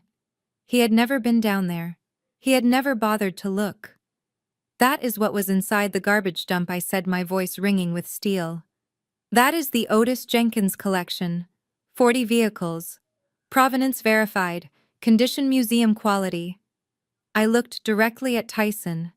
"You wanted me to sign over the land for $5,000. You wanted to pave over this for a parking lot." I laughed, a short, sharp sound. "Tyson, that blue car in the center. That is a 1967 Shelby Super Snake. There is only one in existence with that engine configuration. The spare tire in the trunk of that car is worth more than this entire empty penthouse. The steering wheel is worth more than your car. And the collection itself? I paused, letting the number hang in the air before I delivered the final blow, is valued at $75 million. Tyson fell to his knees. It was not a figure of speech. His legs simply stopped working. He collapsed onto the marble floor, staring up at me, as if I were a god he had angered. 75 million. The number echoed in his head. He had thrown away a kingdom to chase pennies. I placed the microphone gently on the stage floor. The feedback whine was the only sound in the room. I gathered my silk skirt in one hand and walked down the stairs. The crowd parted for me instantly. They looked at me with awe, with fear, with respect. I was no longer the poor sister. I was the power in the room. I walked past Mark Sterling, who could not meet my eyes. I walked past Brittany, who was sobbing silently, her hands covering her face. I walked past Tyson, who was still on his knees, mumbling to himself. "Jasmine," he croaked, reaching a hand out toward the hem of my dress. "Jasmine, please, we are family." I stopped. I looked down at his hand. The hand that had signed the eviction notice. The hand that had pointed to the door. "No, Tyson," I said softly, so only he could hear. "We share blood, but we are not family. Family protects the legacy. You tried to sell it." I turned and walked toward the elevator. The heavy glass doors slid open, welcoming me. As I turned to press the button for the lobby, I saw the final act of the tragedy play out. The investors shook off their shock. They realized that the money was gone and the man responsible was kneeling on the floor. They swarmed him. Angry voices began to shout, "Where is my money, Jenkins? You are going to jail. I want my capital back tonight." Tyson tried to stand up to defend himself, but he was surrounded. He looked to Brittany for help. He looked to his wife. Brittany stopped crying. She looked at the man being devoured by the sharks he had invited in. She looked at the screen where her betrayal was still glowing. She realized her escape plan to Paris was dead. Her reputation was dead. She walked over to Tyson. He looked up at her eyes filled with desperate hope. "Brittany," he whispered, "help me." Brittany raised her hand and slapped him. It was a vicious, full-force strike that echoed across the room. "You idiot," she screamed, her face twisting into ugliness. "You told me you had it under control. You told me you were rich. You dragged me down with you." She began to hit him again and again, taking out her own greed and failure on the only target she had left. The alliance of the golden child and the trophy wife crumbled into violence and screaming. The elevator doors slid shut, cutting off the noise. The silence of the smooth descent was the most beautiful sound I had ever heard. I watched the numbers count down, 40, 30, 20. With every floor, I felt lighter. I had walked into that building a victim. I was walking out a victor. The cold Chicago night air was waiting for me, but I knew I would never be cold again. I had the fire of truth burning inside me and $75 million of steel waiting to be introduced to the world. The party at the penthouse had ended in ruins, but the adrenaline coursing through my veins refused to let me sleep. I drove back to District 9 under the cover of darkness, the streets empty, except for the occasional patrol car. The warehouse looked different to me now. It was no longer just a cold brick shell. It was a fortress protecting a king's ransom. I parked my car inside and double-checked the magnetic locks on the reinforced steel doors. Marcus and his security crew had done an incredible job. They had installed motion sensors every 10 feet and high-definition night vision cameras that fed directly to my phone and a cloud server. I went up to the small office on the second floor, which overlooked the main shop floor and the entrance. I made a pot of strong coffee and sat in the dark watching the monitors. I knew Tyson. I knew his pride was shattered, and a man with shattered pride and nothing left to lose is the most dangerous kind of animal. He would not wait for the courts. He would not wait for the bank to take his keys. He would come for me. It happened at 3 a.m.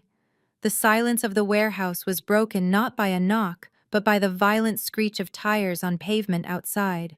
I looked at the monitor. A black SUV with its license plates covered in duct tape had pulled up to the main gate. 3 men jumped out wearing dark hoodies and carrying crowbars. And stumbling out of the passenger seat was a figure I recognized instantly even in the grainy black and white footage. Tyson.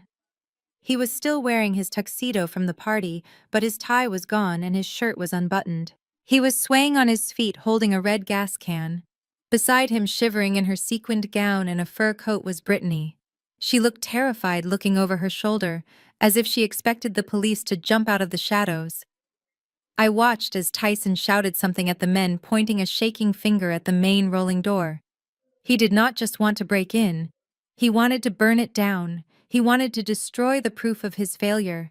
If he could not have the land, he was going to make sure I could not have the legacy. One of the hired thugs approached the chain-link fence with bolt cutters. He snapped the lock easily and pushed the gate open. They marched toward the building with the confidence of men who are used to intimidating the weak. But they did not know who they were dealing with. They thought this was just an old auto shop. They did not know it was a vault protected by state-of-the-art security. I waited until they were halfway across the lot.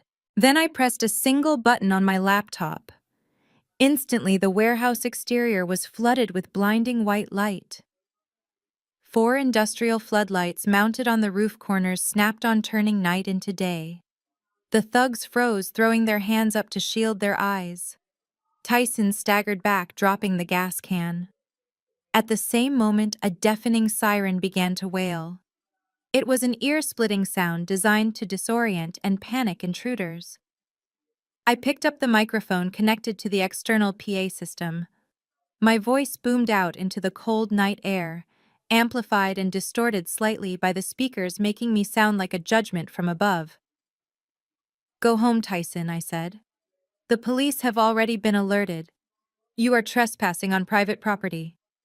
Tyson looked up at the floodlights, his face twisted in a rictus of hate. He grabbed a crowbar from one of the thugs and ran toward the door, screaming my name. "Open this door, Jasmine! You stole this from me. It is mine." He began to batter the steel door with the crowbar. Clang, clang, clang. The sound was pathetic against the reinforced metal. He was like a child throwing a tantrum against a tank. The thugs, seeing that the element of surprise was gone and that they were being recorded by the cameras pointed conspicuously at them, exchanged nervous glances. They were paid to break legs, not to get arrested on camera. One of them grabbed Tyson by the shoulder, trying to pull him back. "Let us go, man. The cops are coming." Tyson shoved him away. "No, burn it. Burn it all." He picked up the gas can and started splashing gasoline onto the concrete ramp leading to the door. He was fumbling with a lighter, his hands shaking so badly he could not get a spark. Brittany was screaming at him now, pulling at his arm. "Tyson, stop it! We have to leave!" But he was too far gone. The alcohol and the rage had consumed him. He finally got the lighter to flick. He threw it at the puddle of gas. Whoosh! A wall of orange flame erupted in front of the door. But Tyson was standing too close. The blast of heat knocked him backward and singed his eyebrows.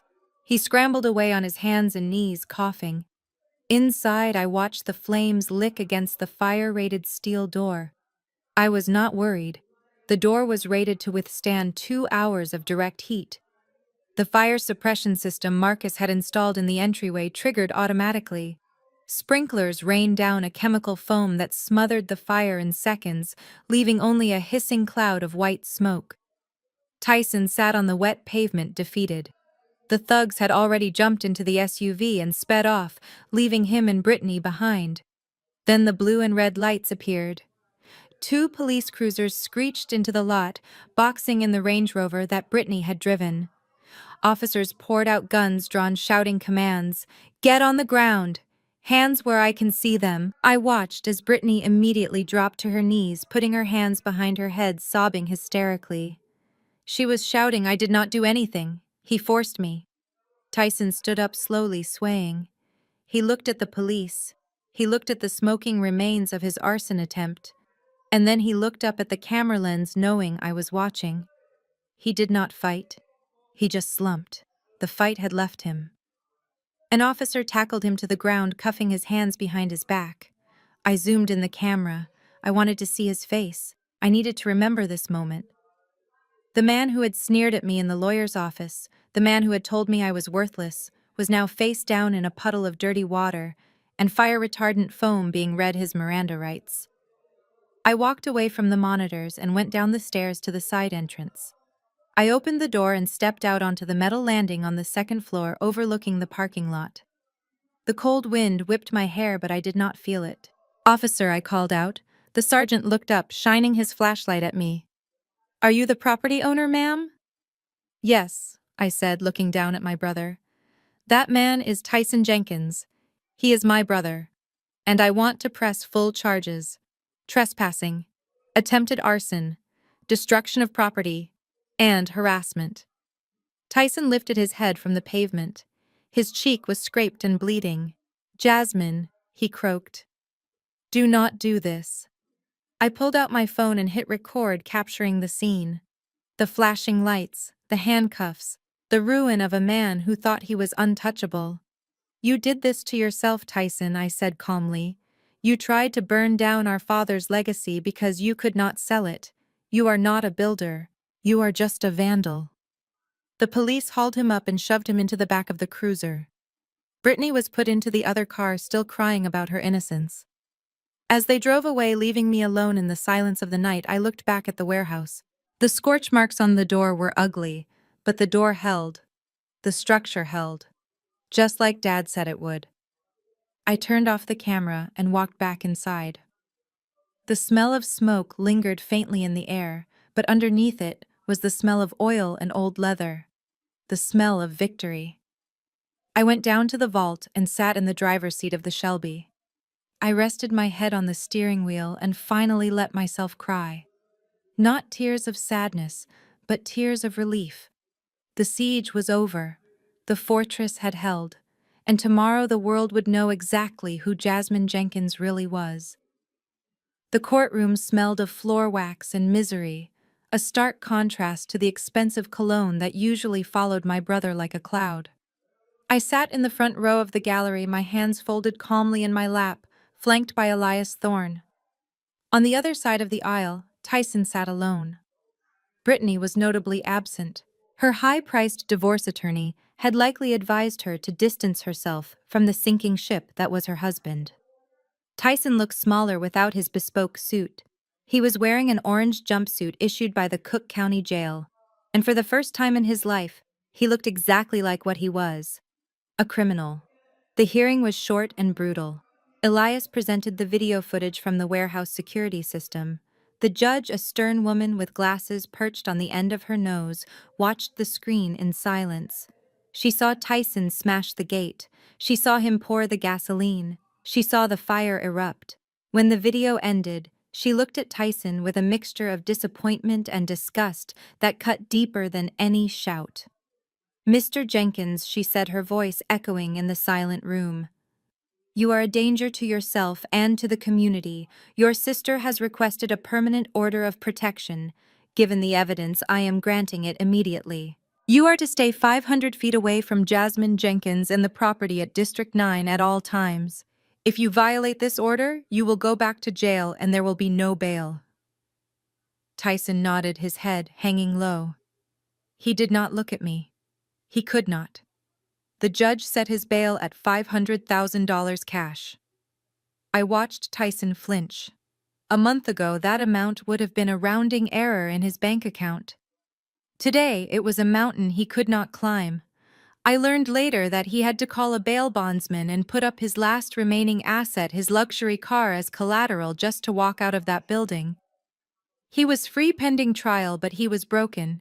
He walked out of the courthouse into the blinding flash of paparazzi cameras shielding his face with his handcuffed hands. The golden child had fallen, and the world was watching him hit the pavement. But I did not have time to dwell on his destruction. I had a museum to open. For the next 3 days, the warehouse was a hive of activity. I did not hire a fancy event planner from the north side. I hired the people from the neighborhood. The local mechanic shop helped me polish the cars until they shone like mirrors. The bakery down the street provided the catering. The teenagers who used to tag the back wall with graffiti helped me paint over it with a mural dedicated to African American innovation in the automotive industry. I wanted this event to be real. I wanted it to be the antithesis of the penthouse party. On Saturday night, the gates of District 9 threw open. But this time, there were no thugs with crowbars. There were news vans. There were collectors flying in from Los Angeles and New York. There were city council members who had suddenly remembered how important historical preservation was. And there were the people of the South Side, who had heard the rumors that old Otis Jenkins had left a treasure in their backyard. I stood at the entrance wearing a simple white suit. I greeted every guest personally. When the reporter from the Chicago Tribune asked me if I was selling the land for the new condo development, I simply smiled and invited him inside. The warehouse floor had been scrubbed clean, but I kept the industrial feel. The steel beams were exposed, the concrete was polished, but the center of attention was the elevator shaft. I had arranged for a dramatic reveal. At 7 o'clock sharp, I took the microphone. There was no stage. I stood on the floor level with everyone else. "Welcome," I said. My father, Otis Jenkins, was a man who believed in value over appearance. He believed that sometimes the most precious things are hidden beneath a rough exterior. For 40 years, he collected history. He saved it when no one else wanted it. And tonight, I am proud to share his life work with you. I pressed the button on the wall. The hydraulic hum filled the room. The crowd fell silent. Slowly, majestically, the platform began to rise from the floor. First came the roof of the Shelby GT 500 glistening in midnight blue, then the hood with its white racing stripes, then the chrome bumpers. As the car fully emerged into the warehouse lights, a collective gasp went through the room. It was a sound of pure, unadulterated awe. But I was not done. I pressed the button again, and the second elevator I had reactivated brought up the 1970 Chevelle SS. Then the Hemi Cuda. One by one, the beasts rose from the earth. Camera flashes erupted like a strobe light storm. The journalists were frantically typing into their phones. The automotive experts were on their knees inspecting the tires and the VIN numbers, shaking their heads in disbelief. Arthur Sterling from Sotheby's stepped forward, his voice trembling with excitement as he spoke to the press. "What you are seeing here is unprecedented," he told the cameras. "This is the single most significant discovery of classic American muscle cars in the 21st century. The condition is flawless. The history is impeccable. This is not just a car collection. This is the Holy Grail." The next morning, the headlines were everywhere. But the one that mattered, the one that I framed and hung in the office, was from Forbes. The headline read, "The Hidden Queen of Chicago: How a Black Woman Turned a Scrapyard into a Kingdom." The article described the collection in lavish detail, estimating the total value at over $75 million. I sat at my father's old metal desk reading the article. My phone was blowing up with calls from investors, museums, and even Hollywood producers wanting to buy the rights to the story. I looked at the bank appraisal that had just arrived via courier. It was a formal document stamped and certified. Net asset value of the Otis Jenkins Trust, $75,400,000. I ran my finger over the number, $75 million. A week ago I had $42. A week ago my brother had thrown $5,000 at me and told me to disappear. I picked up a pen and wrote a check. It was for $5,000. I put it in an envelope and addressed it to Tyson Jenkins, care of his bail bondsman. In the memo line, I wrote simply, "For your legal defense." I did not send it out of kindness. I sent it because I wanted him to know that the amount he thought was my price was now just charity to me. I was officially the wealthiest person in the Jenkins family line. But as I looked out the window at the line of people waiting to pay $20 to see my father's cars, I knew the money was just paper. The real value was the fact that nobody would ever call Otis Jenkins a junkman again. His name was on the building, his legacy was safe, and I was the one holding the keys. However, there was one final piece of business. Elias Thorne had called me earlier that morning. He said that now that the restraining order was permanent and the asset valuation was public, Mr. Henderson, the family lawyer, had suddenly found his conscience. He had delivered a thumb drive to Elias' office. It contained the video file of my father signing the will. The video Tyson had tried to burn down the building to hide. I plugged the drive into my laptop. My hand hovered over the mouse. I had won the money. I had won the reputation. But I still needed to know the truth of why Dad had done it this way. I needed to hear his voice one last time. I took a deep breath and pressed play. The office of Henderson and Associates had not changed in the 2 weeks since the reading of the will, but the atmosphere inside the room had shifted entirely. The first time I sat in this leather chair, I was a trembling victim clutching a torn check while my brother laughed at my misfortune. Today I sat with my back straight, my hands resting calmly on the mahogany table, and the man across from me was the one sweating. Mr. Henderson looked older today. His hands shook slightly as he adjusted his tie, unable to meet my gaze. He knew that I knew. He knew that Elias Thorne had cornered him with the threat of disbarment, and he knew that the woman sitting before him was no longer the poor relation, but the executor of an estate worth $75 million. I found something, Mr. Henderson said, his voice cracking slightly. He opened his desk drawer and pulled out a small black USB drive. It was misfiled, an administrative error. But given the recent developments and the conclusion of the legal proceedings, I felt it was my ethical duty to ensure you received it immediately. I did not smile. We both knew it was not a mistake. He had held on to it, waiting to see who would win the war between the siblings. If Tyson had crushed me, this drive would have disappeared forever. But Tyson had fallen, and Henderson was a man who knew which way the wind blew. "Play it," I said simply. He plugged the drive into his laptop and turned the screen toward me. The media player opened, and suddenly my father's face filled the frame. He was sitting in his favorite armchair in the den of the brownstone, wearing his old flannel shirt. He looked tired, his breathing slightly labored, but his eyes were sharp and clear. Seeing him alive again, even on a screen, sent a jolt of grief through my chest, so potent I had to grip the arms of the chair to keep from crying out. "Hello, kids," Dad said, his voice rumbled with that familiar warmth. "If you are watching this video, then I am gone. And if you are watching this, it means the dust has settled on the reading of my will." I know there was probably shouting. I know there were probably tears. Tyson. I know you probably laughed when you heard what I left your sister. On the screen, Dad leaned forward, his expression turning serious. "I did not divide my assets based on who I loved more. I loved you both, but I divided them based on who you are." Tyson. "I gave you the penthouse because you have always loved the shine of things. You like the view from the top, but you never understood that a penthouse is a liability. It costs money to heat, it costs money to clean, and the taxes never stop.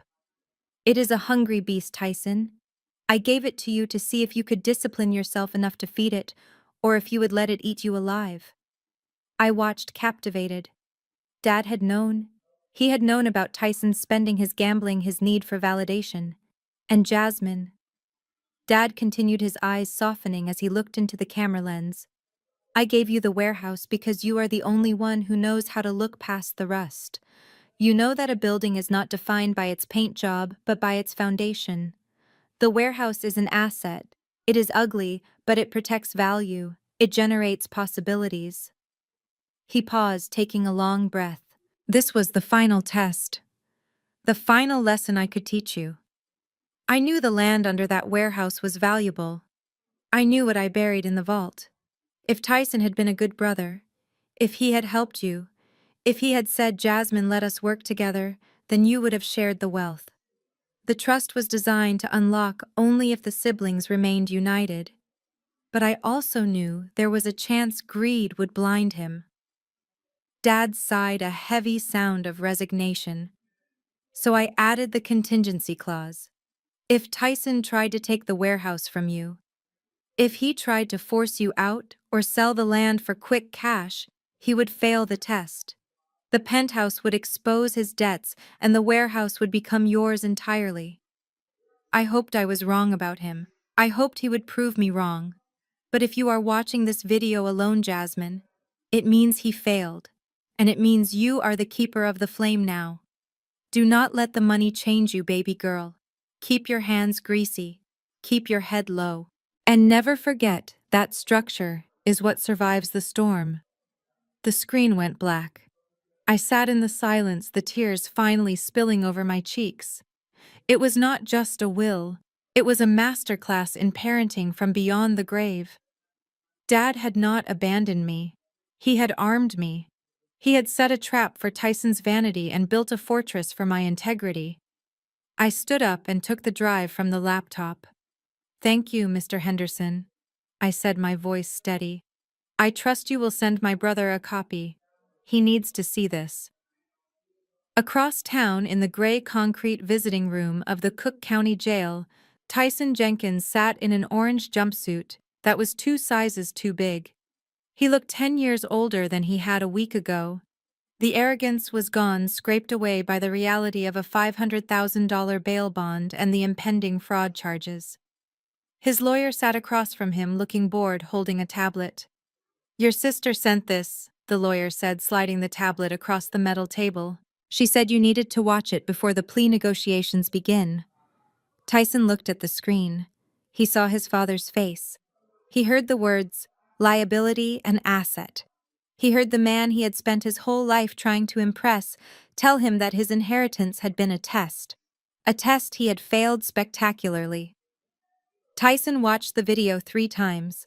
The first time he watched with confusion. The second time with denial. But the third time, the truth hit him like a physical blow to the gut. The penthouse was a liability, the warehouse was an asset. It was so simple. It was the first rule of business, the first rule of wealth, and he had ignored it because he was too busy looking at himself in the mirror. He remembered the night of the fire. He remembered screaming that he wanted to burn it down. He realized now that he had been trying to burn down the only thing that could have saved him. If he had just been kind. If he had just offered to help me fix up the roof. If he had just treated me like a sister instead of a nuisance, we would have opened that vault together. We would be splitting $75 million right now. Instead, he was sitting in a cage wearing borrowed clothes, waiting to find out if he would spend the next 5 years in prison. He put his head in his hands, and for the first time in his life, Tyson Jenkins wept. He did not cry for the money. He cried because he finally understood that his father had seen right through him. He cried because he realized that the poverty he had mocked me for was actually a richness of character he had never possessed. Back in the city, I walked out of the law office and onto the busy sidewalk. The wind off Lake Michigan was cold, but I did not button my coat. I wanted to feel it. I wanted to feel the reality of the world. I hailed a cab, not a limousine. I gave the driver the address of the warehouse. As we drove south, leaving the gleaming towers of the loop behind, I thought about Dad's final words. "Keep your hands greasy." I looked at my hands. They were manicured now, soft from lotion. But I knew that tomorrow I would be back in the vault. I would be putting on my coveralls. I would be cataloging parts and checking oil levels. I was a millionaire on paper, but in my heart, I was still the mechanic's daughter, and that was the only title that mattered. My phone buzzed. It was a notification from the bank. The trust fund transfer was complete. The numbers on the screen were astronomical. But I closed the app and opened my photo gallery instead. I found a picture of me and Dad from years ago, standing in front of the old tow truck, both of us covered in soot, smiling like we owned the world. "We did own the world," I whispered to the picture. "We just didn't know it yet." The cab pulled up to the gates of District 9.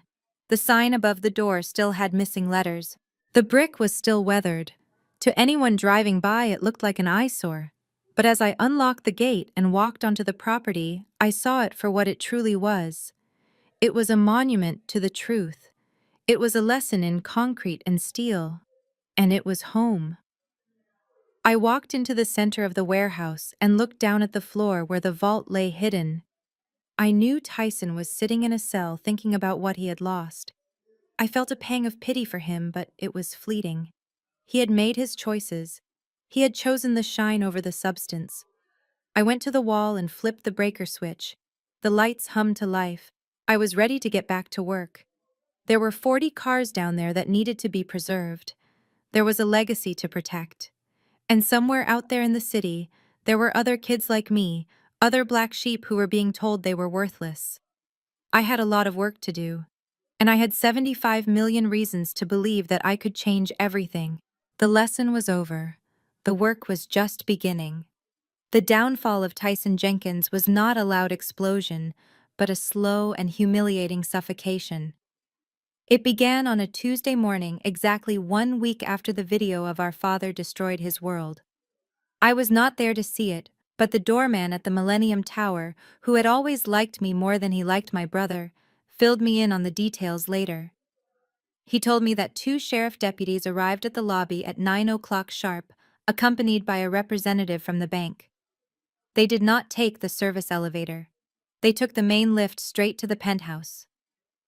When Tyson opened the door, he was still wearing the same clothes he had worn the day before. He looked like a ghost haunting his own life.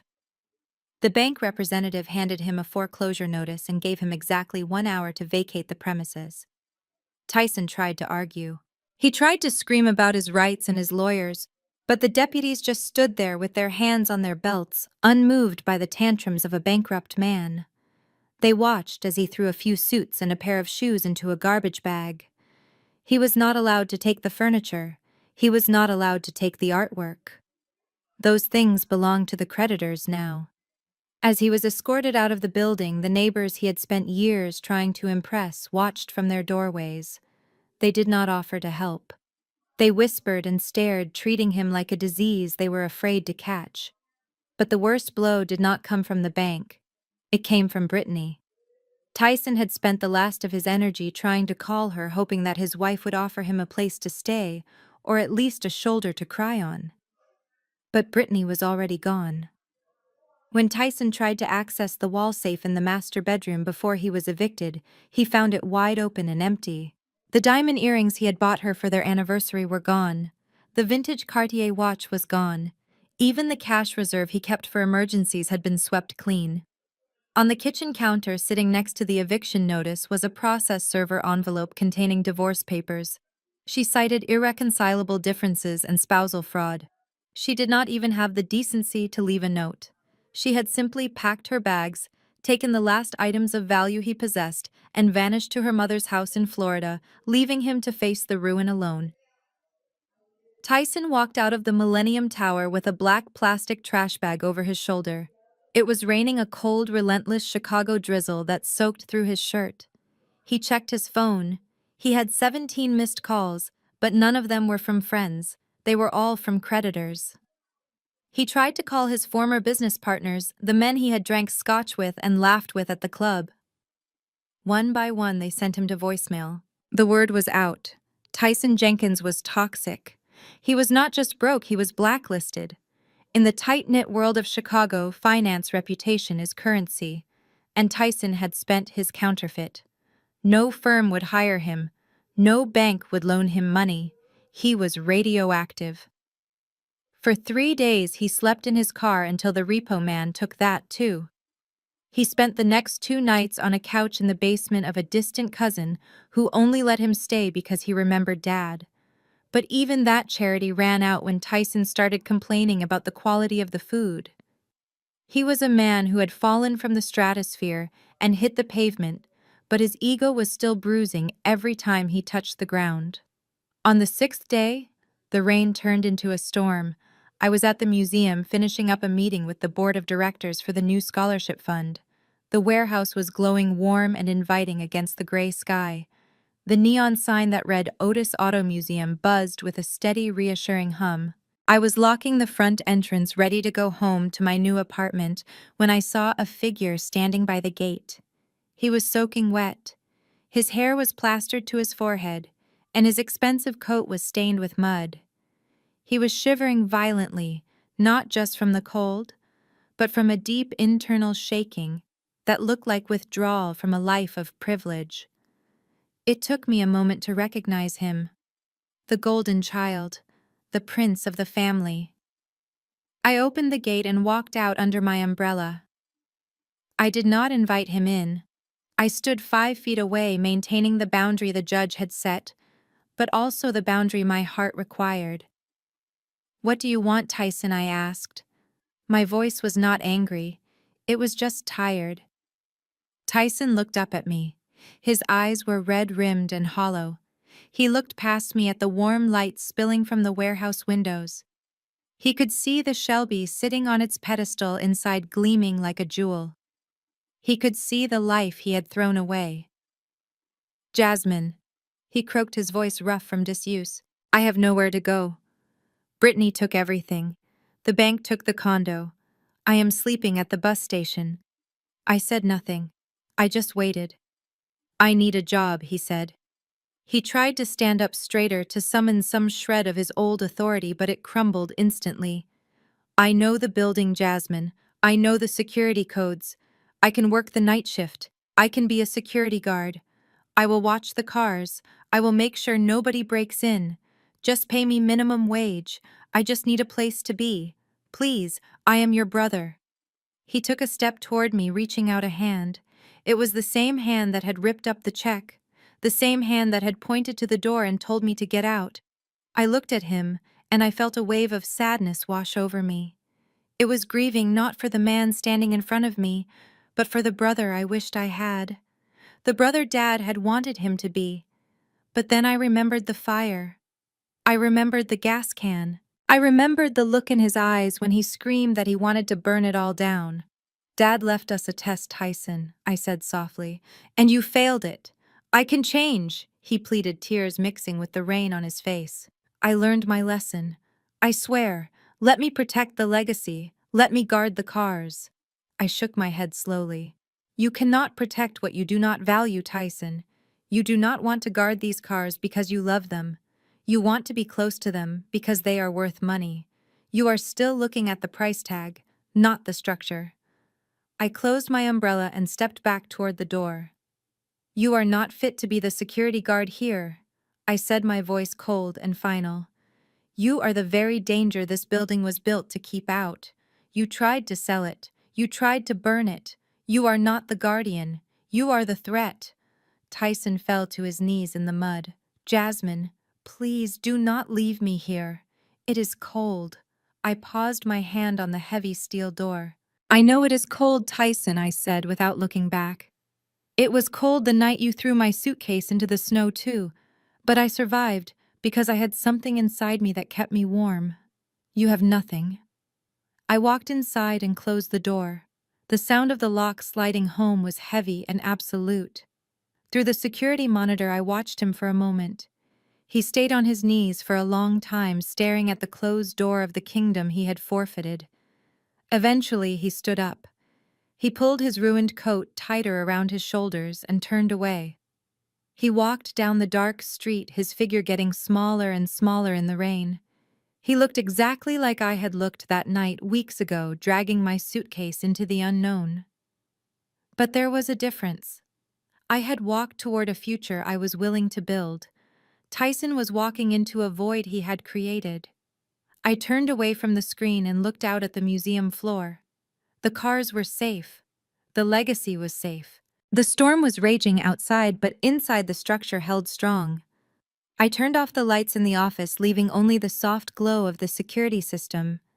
As I walked to my car, I felt a sense of peace settle over me. The collapse was complete. The rubble had been cleared, and now finally the rebuilding could truly begin. The neon sign above the entrance to District 9 no longer flickers. It hums with a steady electric blue light that spells out the Otis Jenkins Center for Automotive Culture. It has been exactly 1 year since I stood in the rain and watched my brother walk away into the darkness. In that year, the seasons have changed, and so has the skyline of the South Side. The luxury condo tower next door finally broke ground, but it is no longer the main attraction.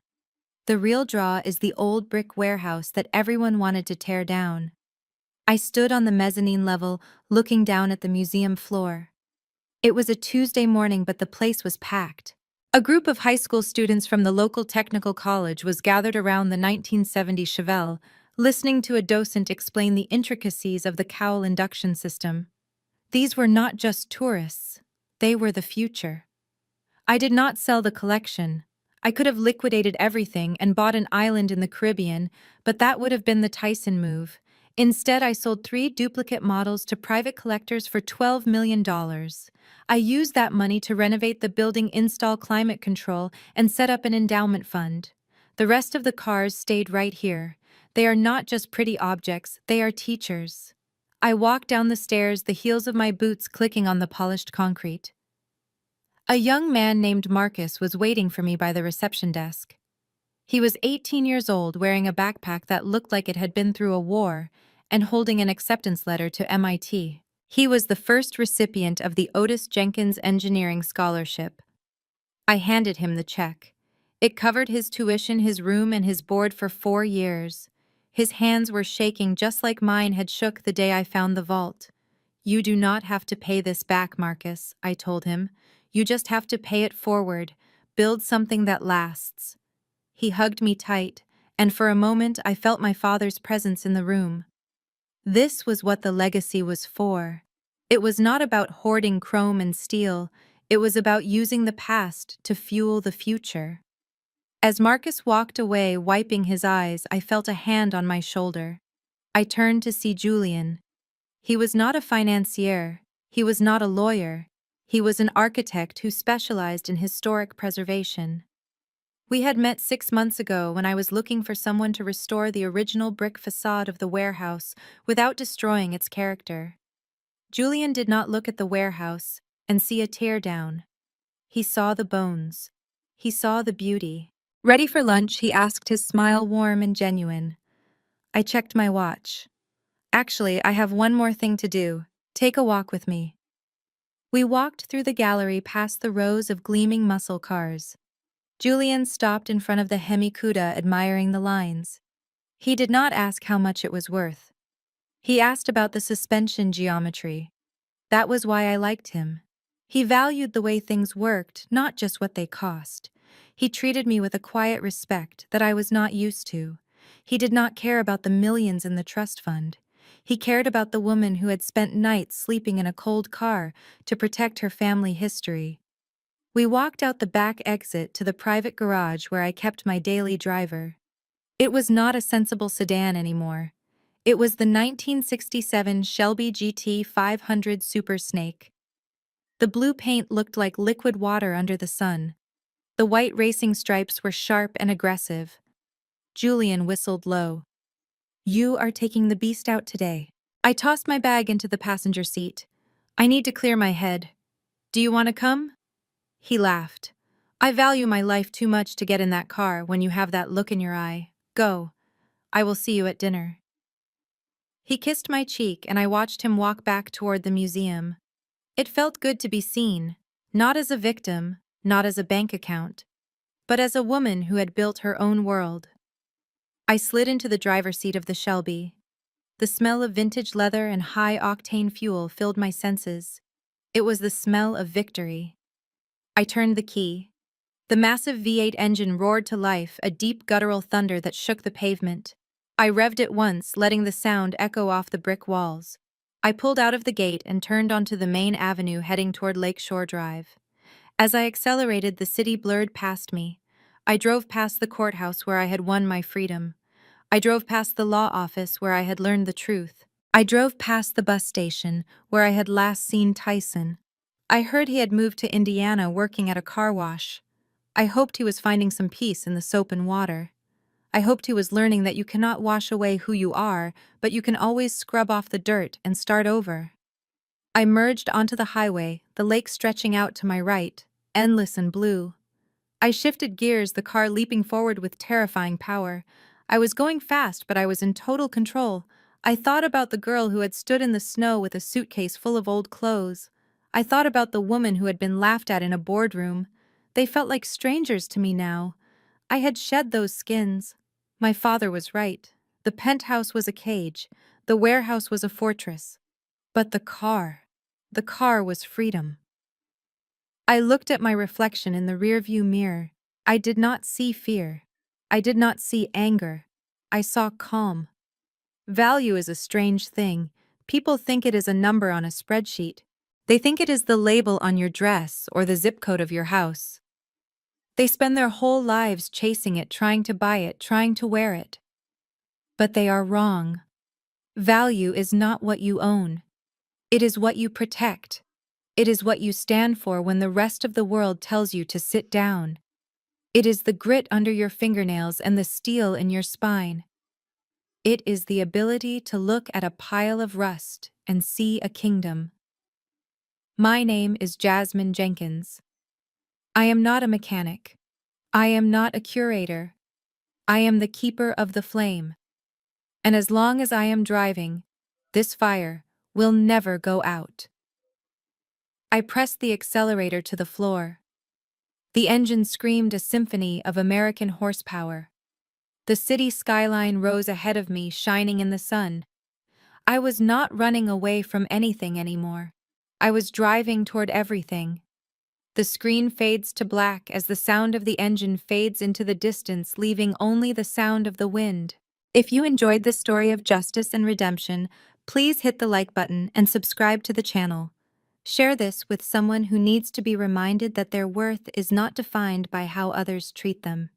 And let me know in the comments below, what is the one thing in your life that you would fight to protect?